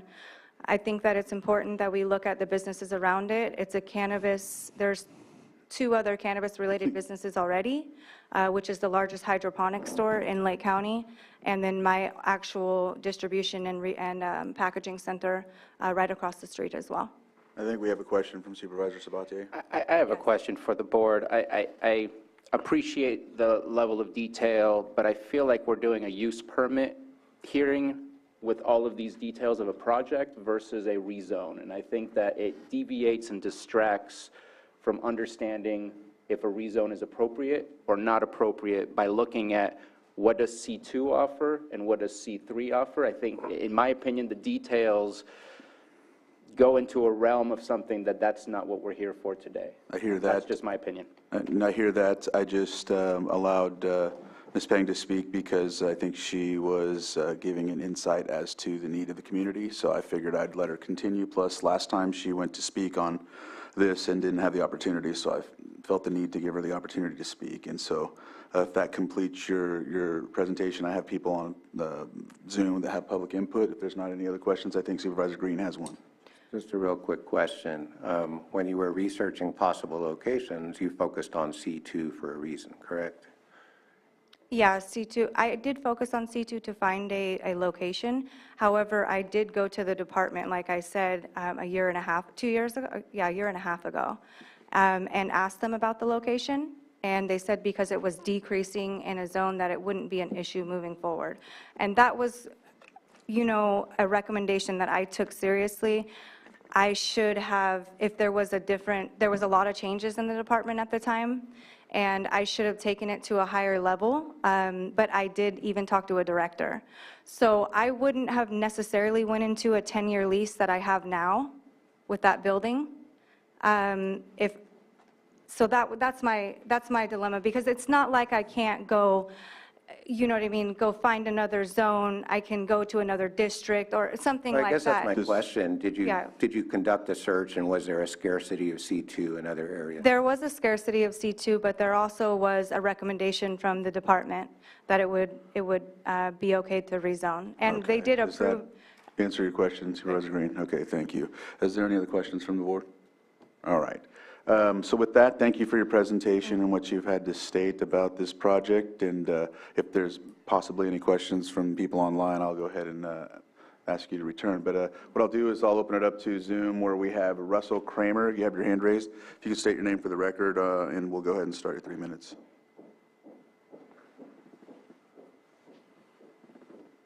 Thank you, Supervisor Crandall. My name is Russ Kramer, and I wrote a letter to you as president of the Lower Lake Community Action Group, which I think you have in front of you somewhere. Yes. I won't go into the whole letter. I assume you have read it all, my comments, but some specific comments and answer a little bit to Ms. Peng.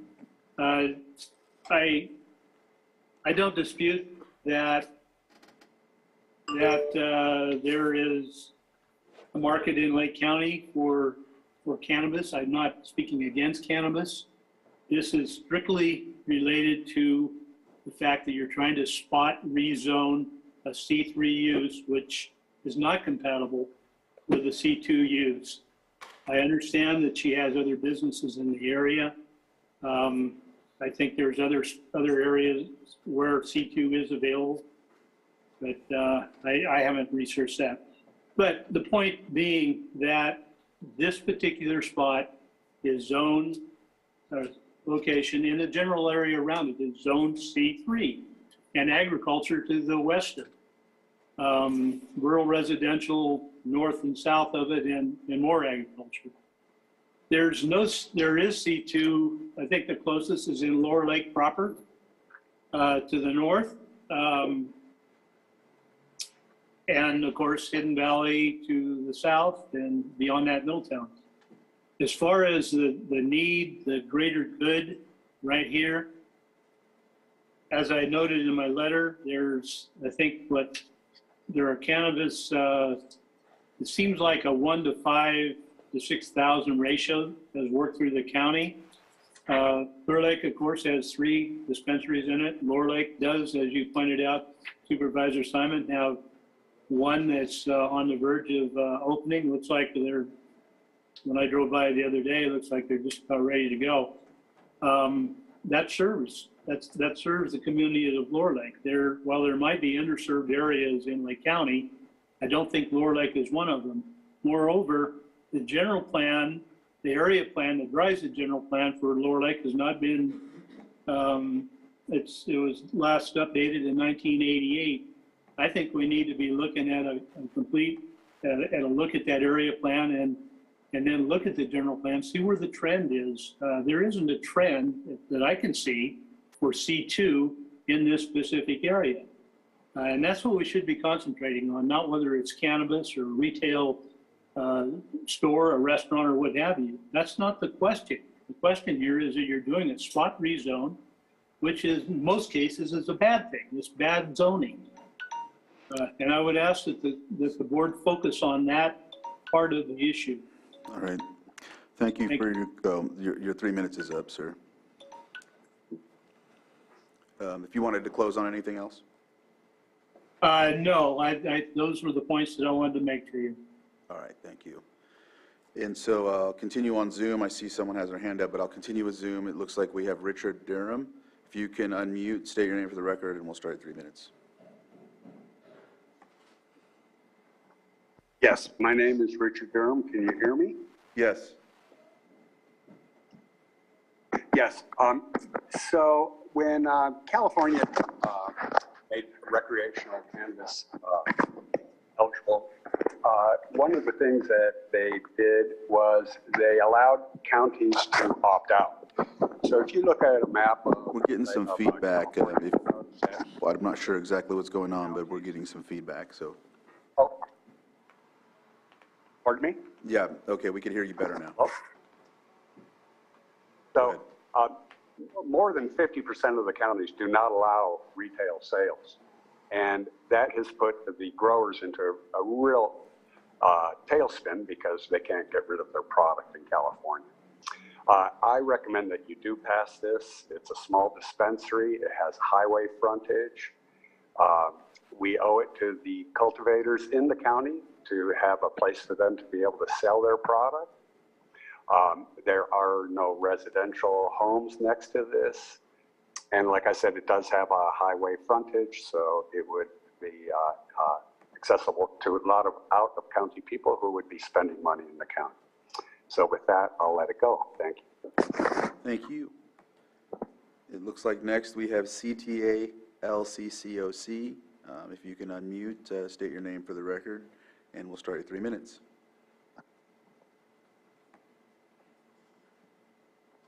All right. There you go. Okay, thank you.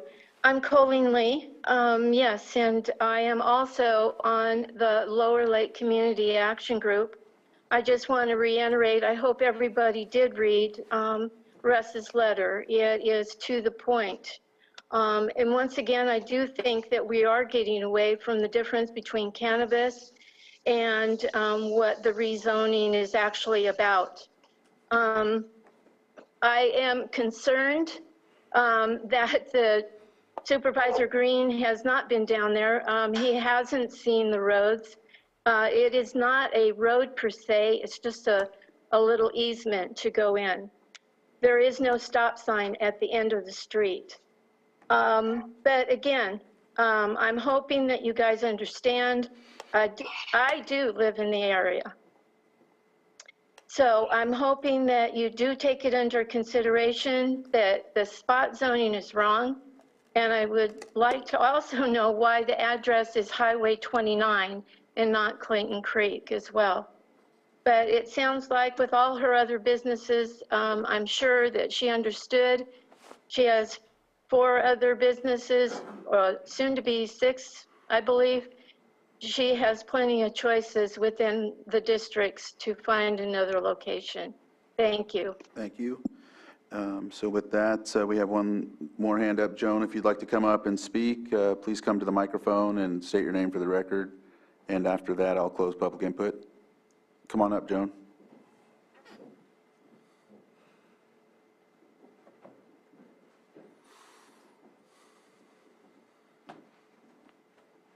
And this is for a rezone. Thank you. I'd like you to explain what spot zoning is. And I think that on Main Street, Kelseyville, there's a lot of different stores that sell wine. And I think that retail cannabis is comparable these days to wine. And I think this woman ought to get a break. There are 15 different cultivations that are part of her business, and I want to know how much taxes they've paid. Thank you. Thank you, Joan. I'll close public input from here forward, and if there's anyone that wants to elaborate on spot zoning, Supervisor Spatier. I would ask Director Turner, I don't think you can open up a convenience store or a liquor store in a C3. I don't know that that's allowed. So I think That's more of a C2 community commercial use. Right, so the selling wine at that location, unless it was across the street, it's ag where there's a winery, but it would not be allowed to have a store that sells wine. So just want to make that comment. But as far as spot zoning, I'll let the... Not to mention, any sale of alcohol requires a license, doesn't it? State license. And that is one of my concerns. C2 allows bars as an allowable use. A location that far away from the main community, I just think there's certain allowable uses that I think creates problems in my mind. If we go to a C2. Regarding the definition for spot zoning, I would defer to County Council because she gave us a really good one in the beginning. All right. Ms. Grant, if you wanted to... Go back and find what I did. Yeah, if you want to elaborate on spot zoning. Okay. Read what I had. Yes. All right. The creation of an island of property with less restrictive zoning in the middle of properties with more restrictive zoning is spot zoning. Spot zoning may or may not be impermissible depending upon the circumstances. A rezoning ordinance may be justified if a substantial public need exists. Thank you for that. And so with that, if there's nothing else, I think it looks like we're ready for action. I know we have a hard stop at 11:45, so I don't know if there's any more discussion that needs to be done, or anybody's ready to take action. Ready to take action. All right, go ahead, Supervisor Simon.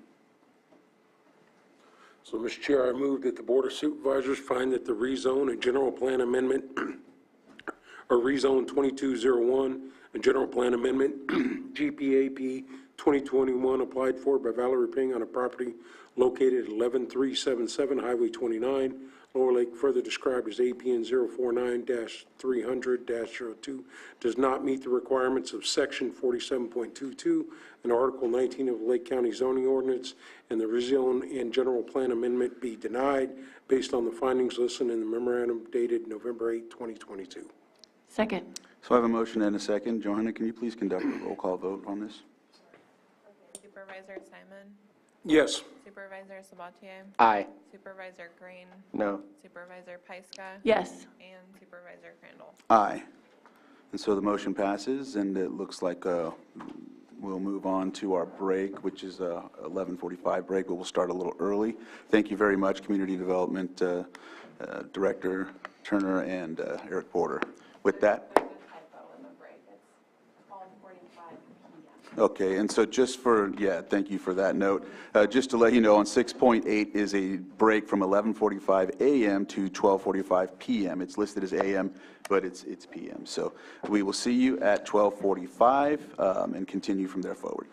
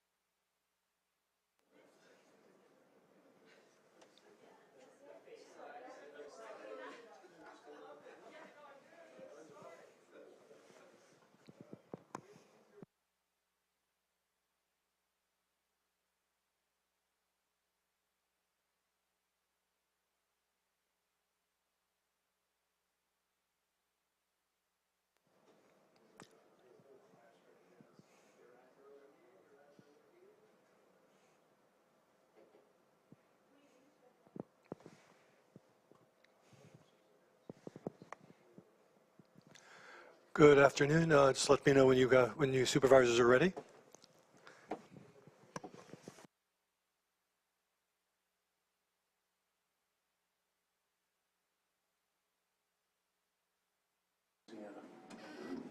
Where?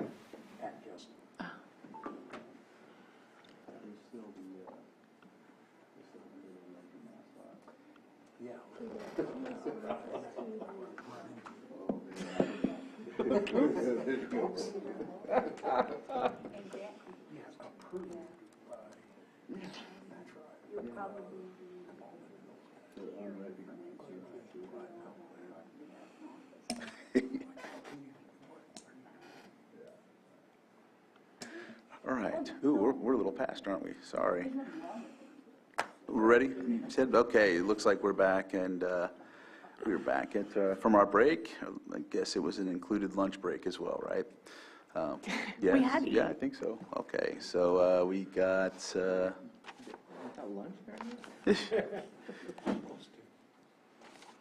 our 1 o'clock is, we still got 8 minutes, so I think we can cover our calendars. I think we can conduct that because there's not too many other things that we didn't cover. So any volunteers to go first? I will. All right. Vice Chair Pyska, go ahead. Yeah, so we just came away from a CPUC meeting where Supervisor Crandall and I were on the panel for equity and the Rule 20, and talking about how we could have more local and tribal collaboration with the undergrounding projects. And then tomorrow I have an agenda review, and then home hardening, and then benefit assessment zone meeting with staff. Thursday is the Fire Safe Council meeting. We have our Risk Reduction Authority budgeting meeting was moved from last week to this week. There's a 100 Women Strong meeting in Middletown that evening, but I'm not sure I'll be able to make it. And then Friday, I'm planning on being at the Canocti Vista event. And then Monday, going to be flying to Anaheim for the CSAC convention and coming back on Friday.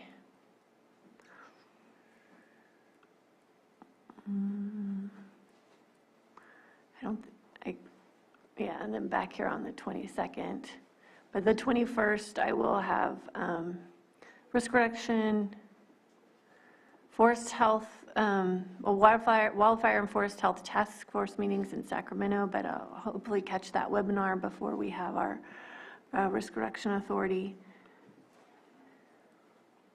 And then back here on the 22nd. All right. Supervisor Sabatier? Yeah, so what happened last week? I did take part in some Blue Zones meetings.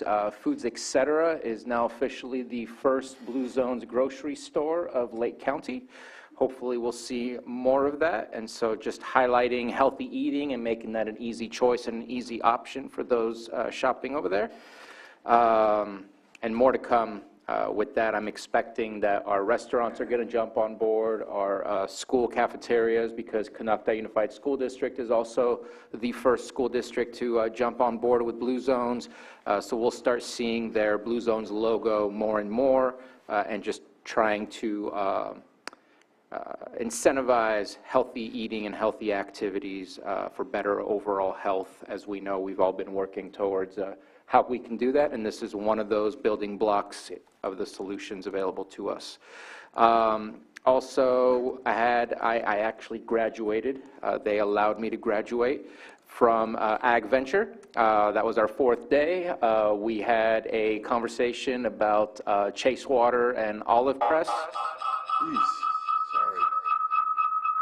I don't know how that happened. Go ahead. And so we checked out the olive press that's happening over at Chase Water, a better understanding of how many olive trees were in Lake County, the process, and so on. And then we also had what was a not necessarily a new perspective that I've never heard, but definitely a intimate perspective of the experience of our farm workers here.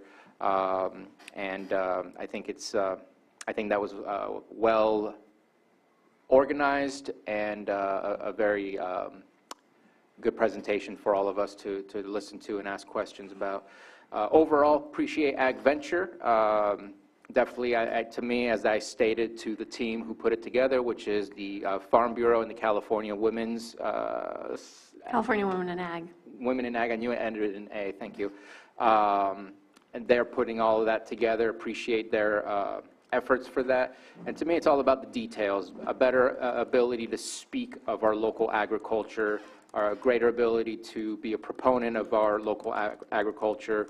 So I appreciated the amount of information that I was able to absorb through that.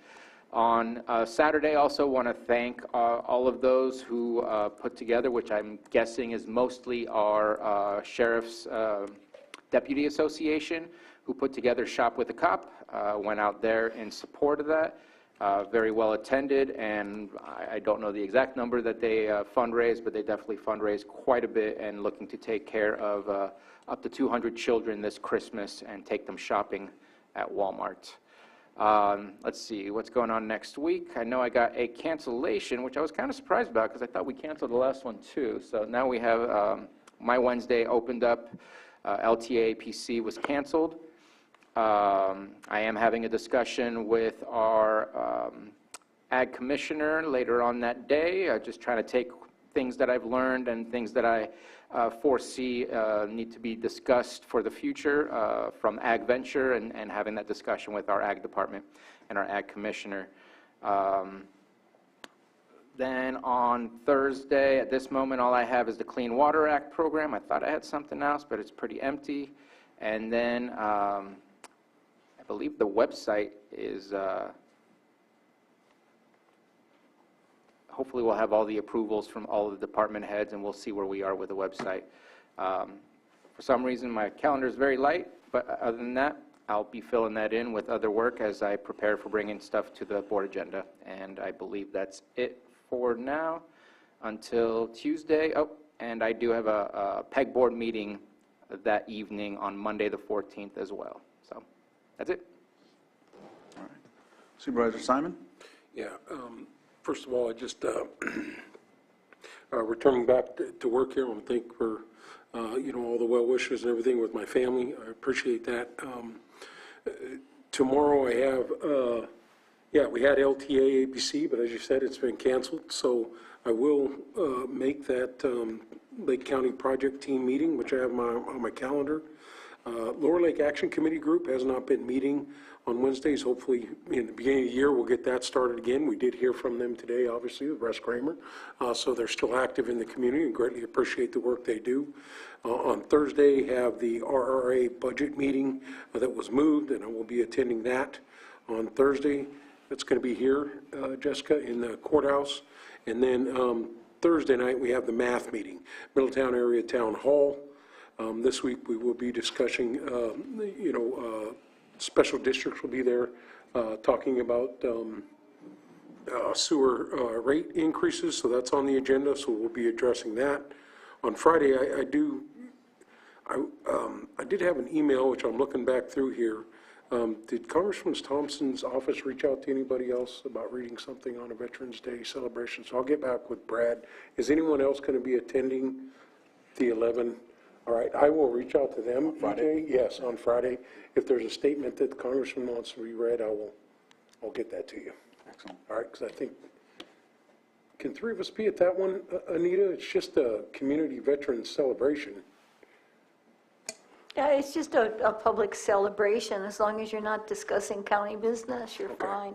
So then I'll get that coordinated. I'm probably going to attend that too. So I'll just go from there. And if I can't, I'll coordinate with you, EJ. Excellent. On that. And obviously, thank all the veterans for our service, for their service to our communities, and you as the chair. Thank you for your service. Friday night, I have a football game, playoff game. Lake County teams are in the playoffs. I think we have 4 right now for football. I think soccer just kind of wrapped up too. I just want to say that, being a coach in this community, seeing all the schools and the participation, this little old county puts some good stuff on the map, I tell you. So I just want to congratulate all the fall teams for their runs in the playoffs or potential runs in the playoffs. So just, want to bring the highlight to the hard work and, that those kids put in every year, and all the volunteers that go out there and do the work with the kids. So just want to highlight that, obviously, and wish everybody luck. And we can. I think the only two may run into each other is Kelseyville and Clear Lake, maybe. But the other schools will all in different divisions, so it's interesting. So wish everybody luck, stay healthy, and have a good time in the playoffs. So Sunday, I'll be out of town. I'll be attending something over in Chico on Saturday, and then back here for the meeting on Tuesday. And once again, I want to thank you for the outpouring of support of the family and myself during these tough times, obviously. Thank you. Thank you. Supervisor Green? Yeah, thank you. I may have overshared last week, so this week I'm undersharing. I'm going to fly out Sunday to CSAC and fly back on Friday. I get to go to the Monday session for newbie supervisors, and I guess there's a little course that goes after that. So I'm looking forward to hanging out and putting mouse ears on in all our spare time. I'm sure there will be lots of spare time down there.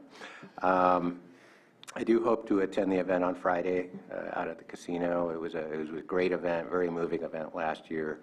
I think this year will probably be even better. So as we mentioned during the previous session, yeah, there'll be some sadness, but it really is a happy time to come together as a community, celebrate the strength of our country and the strength that our veterans have committed in laying down their lives and their bodies and their well-being for us and our nation.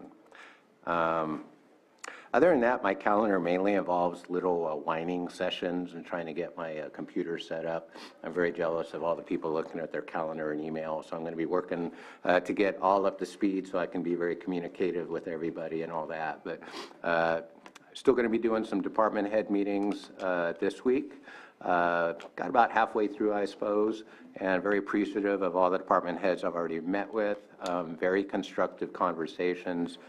Very positive, definitely some challenges in most of our departments, but I'm very excited to be able to work with them and looking forward to the department heads I haven't been able to meet with yet. So appreciate everyone's patience as I go into this learning curve, but that's it for my calendar. Thank you. All right, thank you. So I'll do my calendar. So tomorrow I have agenda review, then a meeting with Senator McGuire for the with Train CEDMC meeting. Let's see, I have Thursday Cannabis Ad Hoc Committee with RCRC, then Clean Water meeting on Thursday. Friday I'll be attending the Veterans event at Canocti Vista Casino. Let's see, Saturday. I don't think I have anything planned yet. CAO meeting on Monday, Community Vision Forum planning meeting on that day. Highlight on some things that happened last week. Let's see, first I'll go backwards. One Team, One Dream. As you can see right here, we have a award that One Team, One Dream gave to the county for their funding, distribution, or allocation for the event for the businesses that applied, and there was 5 for the established business that took place, and they all placed were 25,000, 20, 15, 10, and 5. And I was glad that I wasn't a judge, because I would have been biased to the businesses in my district. Appreciate Supervisor Green being there as well, along with Director Turner. Let's see, the new businesses. There was a young lady, 19 years old, that won the new business first place, and so then there was another place in Clear Lake, the Beeswax, and then a lady out of Upper Lake that received funding on that too. So it was a really good event. The gala went really well. Then let me go back to Ag Venture.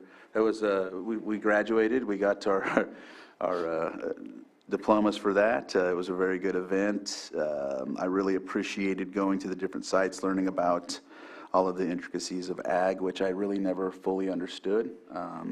I do know that my great-grandparents were ag workers in Hopland and everywhere. They would travel and do the same thing. And so just, I know that I'm probably like 2 generations removed from that, but it was just wonderful to also get some insight from some of the gentlemen who are supervisors that work on the work in these different, either the pear, Scully's packing and some of the vineyards, and giving us their insight on how it feels to be a migrant worker, some suggestions, and having a voice. I really appreciated hearing those struggles, because a lot of people don't understand what these families go through in times when they come and work, not to mention losing family members and things of that nature. So yeah, it was really, really touching, really great thing. I was glad to be going through it. So also would like to mention, like Supervisor Simon mentioned, Upper Lake will be playing Calistoga in a playoff game this Friday. I know the soccer team ended up placing second. They got their banner. I think volleyball, I think they are in the playoffs as well, but I don't know off the top of my head.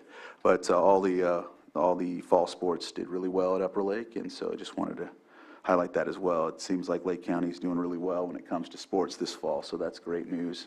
I know in a couple years it might be back to the all of the Lake County teams competing against each other. From what I understand, it's like it was back in my day. So we didn't have the NCL3 deal going, or whatever you want to call it, where they're playing Potter Valley and all the other counties or schools that are very small.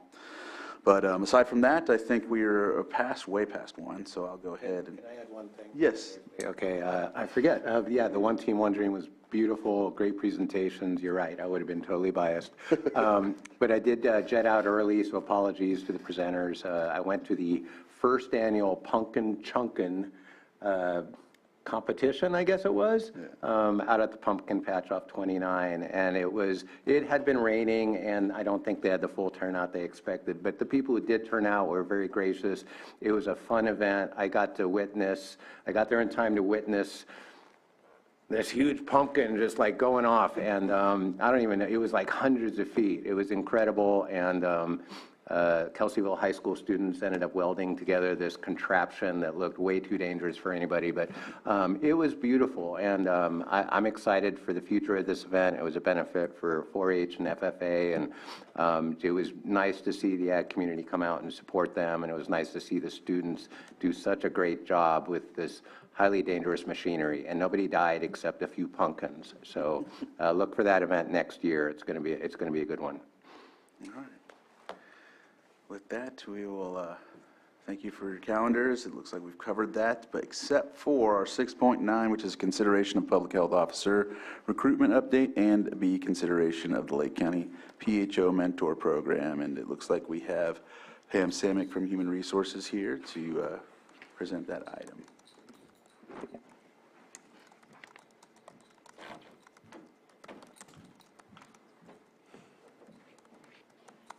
And I also see Jonathan Portney, Director of Public Health, on as well, on Zoom.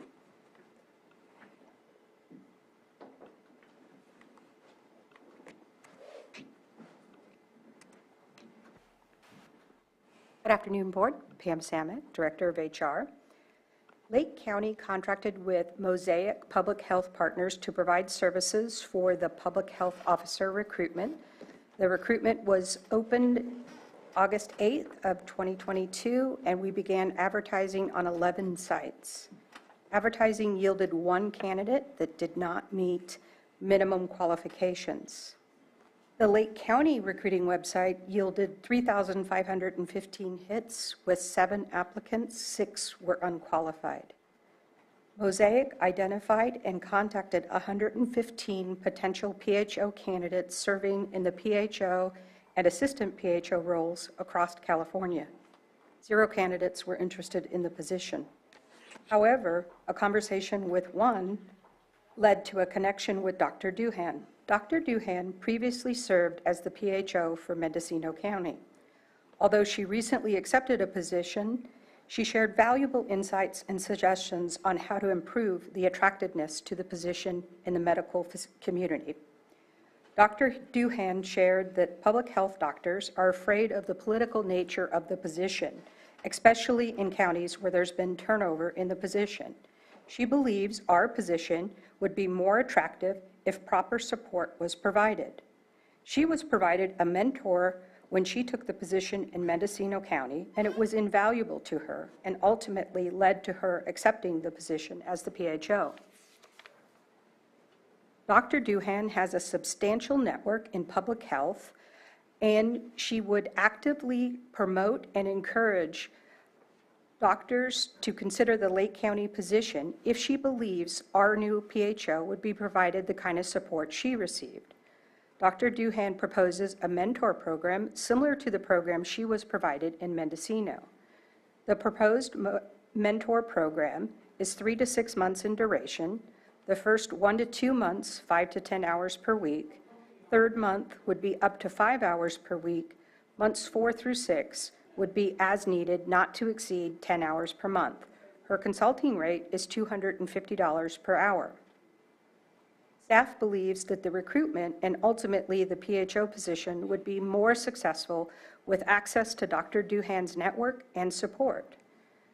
Jonathan Portley, Health Services Director, has spoken with Dr. Duhan and is here to share his insights and merits of the proposed mentor program. Thank you, Pam, and good afternoon, board, and hello, community. I wish I could be there with you in person next time. I have intent to do so. Supervisor Green, it was great meeting with you last week. Dr.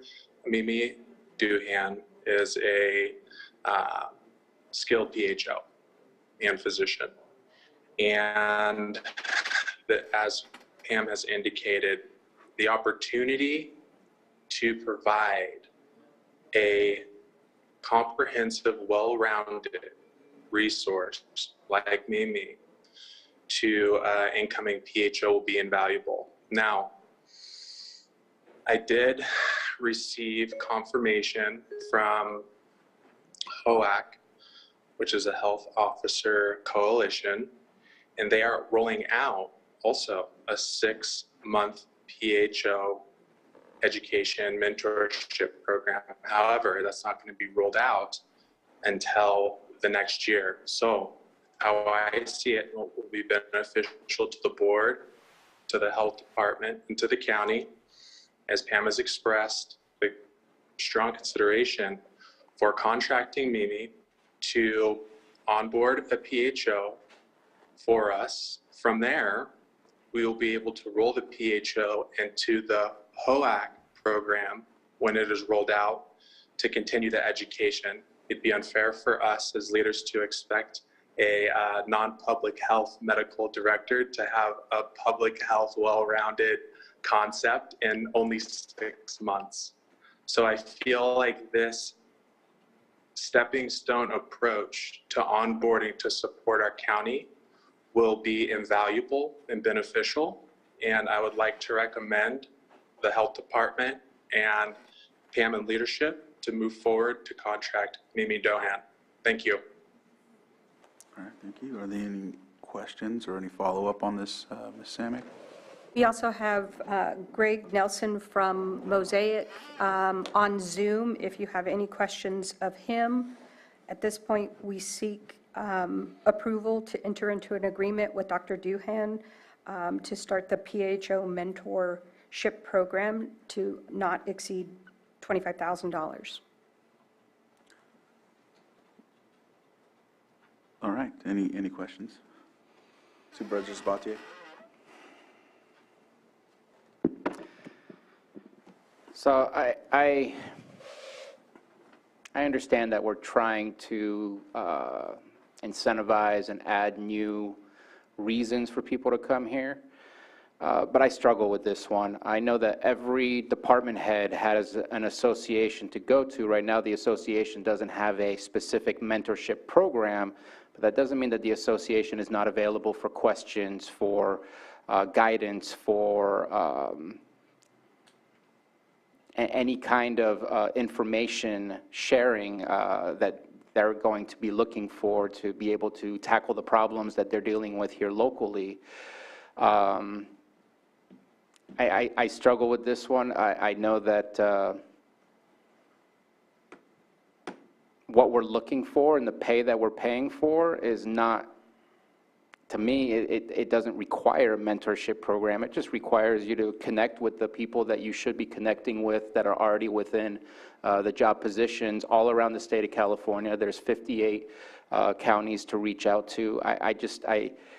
I don't think the issue is the mentorship, in my opinion, and I mean, maybe it was just phrased this way, but the idea that she'll share with her colleagues if we hire her, I struggle with that right there. Again, I would rather go through an RFP if we're going to do a mentorship program, not just the one person who has reached out to us, but I think there are things available right now that everybody who's a department head right now is using, and that we just have to make sure and provide them those tools and let them know that it's already available for them to get the guidance and mentorship that they might need. So that's where I am. Any questions? Other questions? Or Well, I think that Greg could also address it, and it might have been the way it was phrased. I'll give you my network if you hire me, but I do believe she has a genuine interest in Lake County and the Mendo area and wants to help us succeed, but knows how difficult this position is without the right mentorship. And she doesn't want to open up her considerable network and promote Lake County without knowing there's substantial support for this role to actually succeed, because she's saying to the people that she's networked with for many years, go to Lake, it's a great place. She just wants to ensure that this person has the right support to succeed. And I'll turn it over to Greg a little bit, who's had in-depth conversations with Dr. Duhan. Thank you, Pam, and good afternoon, members of the board. It's been a really interesting opportunity working on behalf of Lake County to help recruit for this position, because it's been really difficult to get an audience from candidates. We have reached out to public health officials in all counties of California, and including the State Department of Public Health, over 100 potential candidates, and we just really couldn't get anyone that was interested in even having a serious conversation about considering the position. But through that, we did get connected to Dr. Duhan. I was just really immediately impressed with not only her genuine care and concern for the profession, for public health officers and what they can do, but also for the region, as Pam said, for Lake County and Mendocino. She kind of sees them as one and the same, and just knows how much good work can be done there. And so she had the personal experience of going through a mentorship program in Mendocino County, and just really talked at great length about how that was helpful for someone to enter the public arena, understanding public agencies and working for an elected board, and really how to make the most out of that position. And she felt, number one, that she wouldn't have even accepted the position in Mendocino County without that arrangement, but even if she had, she wouldn't have been successful.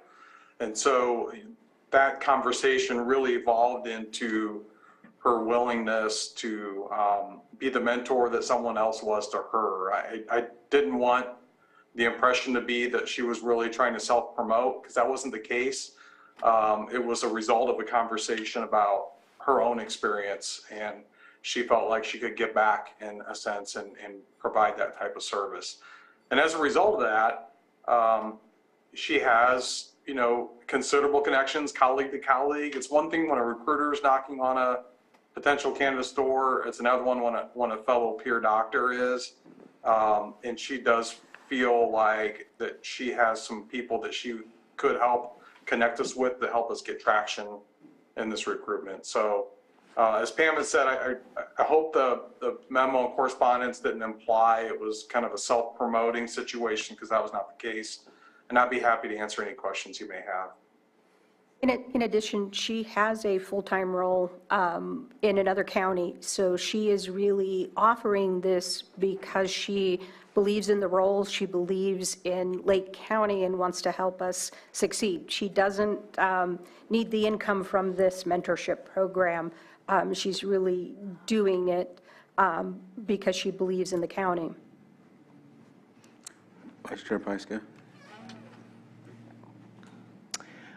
We've been really struggling in this department for a long time, and mentorships are such a great idea. I know working in the school system, the principals are assigned mentors when they take on a new job to be supported in a new role and to help them grow.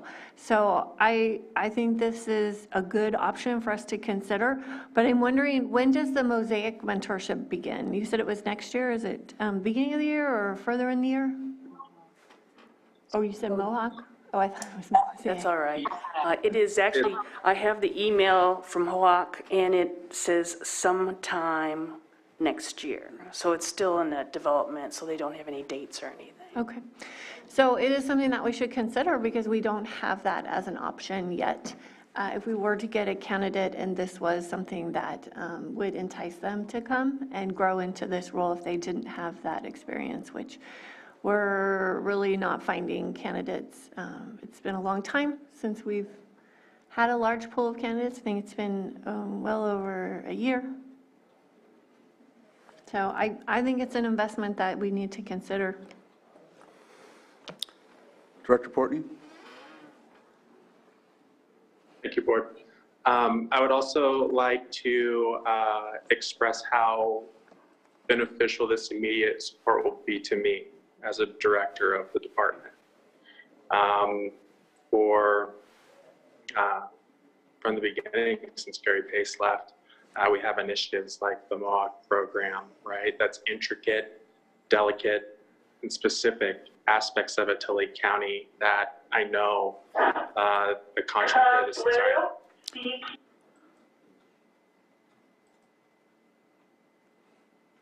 I think there was...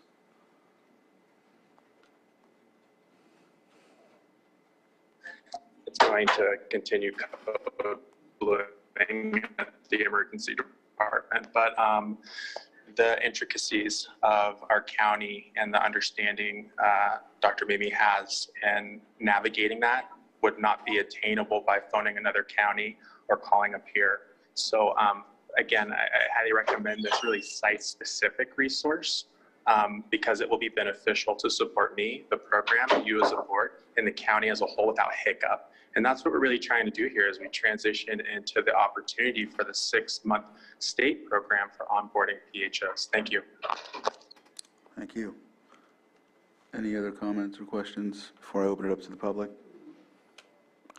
So I'll open it up to the public at this time. If you have a comment on this item on the agenda, please come up, state your name for the record, and we'll give you 3 minutes. I'm not seeing anyone on Zoom or in the chambers. I do have a public e-comment online from Eileen McSorley. I'll read it off. It says, "It is imperative that the Board of Supervisors support the PHO unequivocally in order to recruit and retain a qualified candidate. Unfortunately, the Lake County LCSO undermined Gary Pace's professional authority and expertise, so we lost an eminently qualified PHO due to the largely to lack of protection from the BOS. Dr. Pace received death threats, and the health department received bomb threats from a minority of unbridled residents who are now in the current quandary we face." Eileen McSorley. And so from public comment, go ahead, CAO. Yes, I would like to add that we feel that this is a unique, that Dr. Duhan has a unique ability given her background and experience, and also that we consider this a specialized service. Okay. Supervisor Green. And I just did want to add just a few comments. Strongly support this. I want to thank JP for the presentation during my orientation over there, but to be honest, he had to listen to me more than I listened to him. And a lot of it involved our recent travails with the PHO and our challenges when we had one, our challenges when we don't have one. I'm encouraged to hear that MOAC is slowly spinning up some support. And a lot of my comments that I did share with Director Portnoy had to do with the unique role of a PHO and the observation that, yeah, do you think it got a little political here in Lake County? Do you think that may account for our difficulty in recruiting for this specific position? Yeah. So this is a minimum, to me, the minimum we can do to not only if we're going to lock in a PHO, but to make sure they have any opportunity to succeed. I think the mentorship thing is a great idea as it's presented here. I think it's probably a couple years late in terms of the state paying attention finally to the unique and fragile nature of our PHOs. And so, you know, better late than never at MOAC, but let's go ahead and do this now. I mean, the need is critical. And I'm very appreciative to Dr. Duhan for stepping up and offering that service. Supervisor Simon? Yeah, appreciate the conversation today, too. Yeah. Obviously, the PHO environment is completely different than it has been before 2020. So, you know, I think that this mentor program, obviously, as we said, the first of its kind for Lake County and kind of came out of conversations, but I think at this point, it is something we should attempt to move forward with.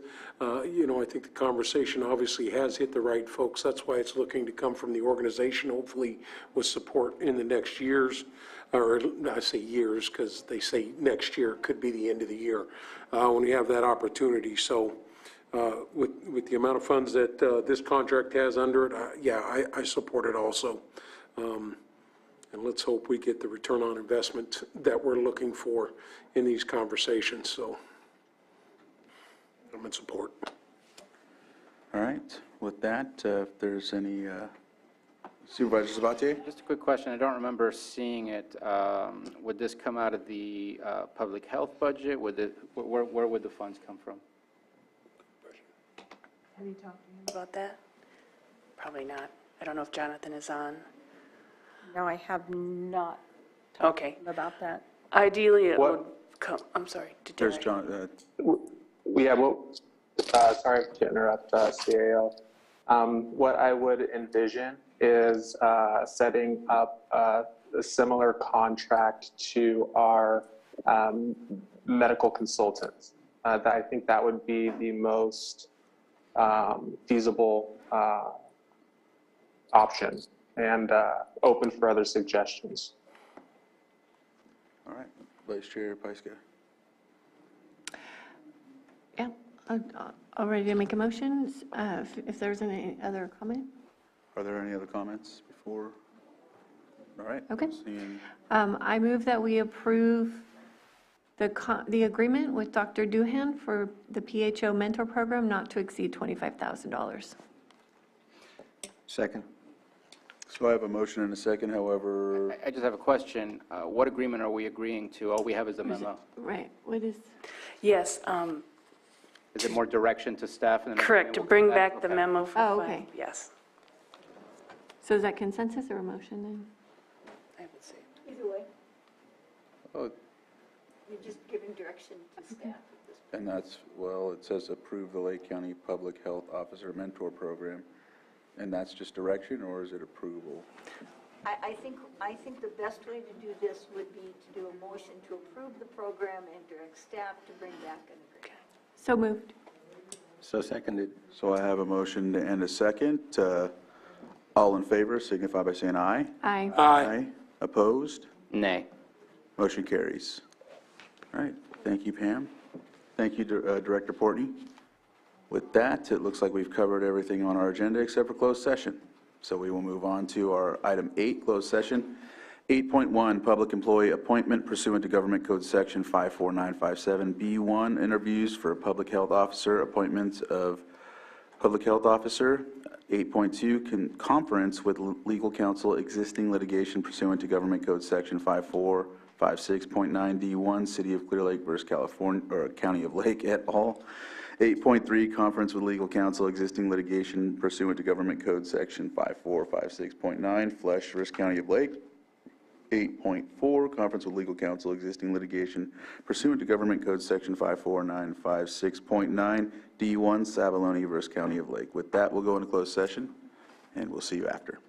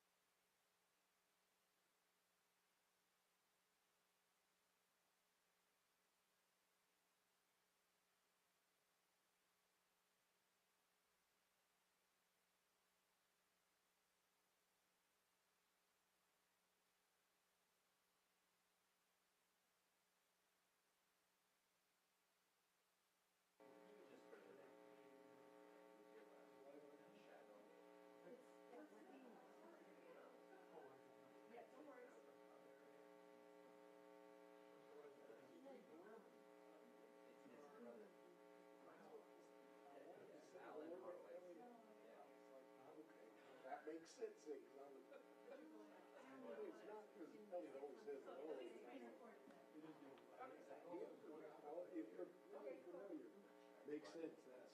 I wouldn't have remembered that until you said it. We're about to start. You can go ahead, don't worry about these. It's going out, it's just not showing. Can't do it if we can't see ourselves. Like 3 of us.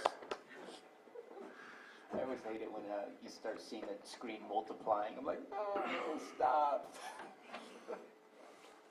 At least you only have your face thing zoomed in on. Yeah, that was in and out of the whole meeting. It's look on the. I can't. Well, that's probably my face all the time, because Well, could you find out if it's supposed to be in March or April? I'm not sure. Or like, okay, thanks. Oh, okay. Okay, thanks. Do you want me to restart live manager? We're just gonna, if he's recording it, it's going out live. It's a single action. It's just for the group.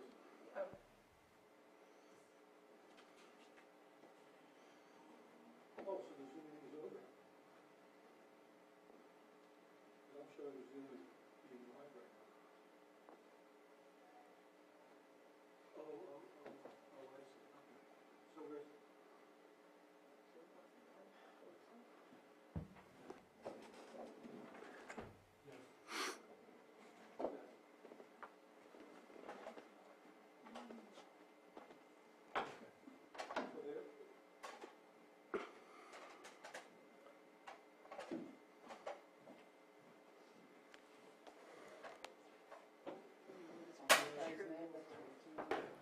We still have a boiler issue, Susan?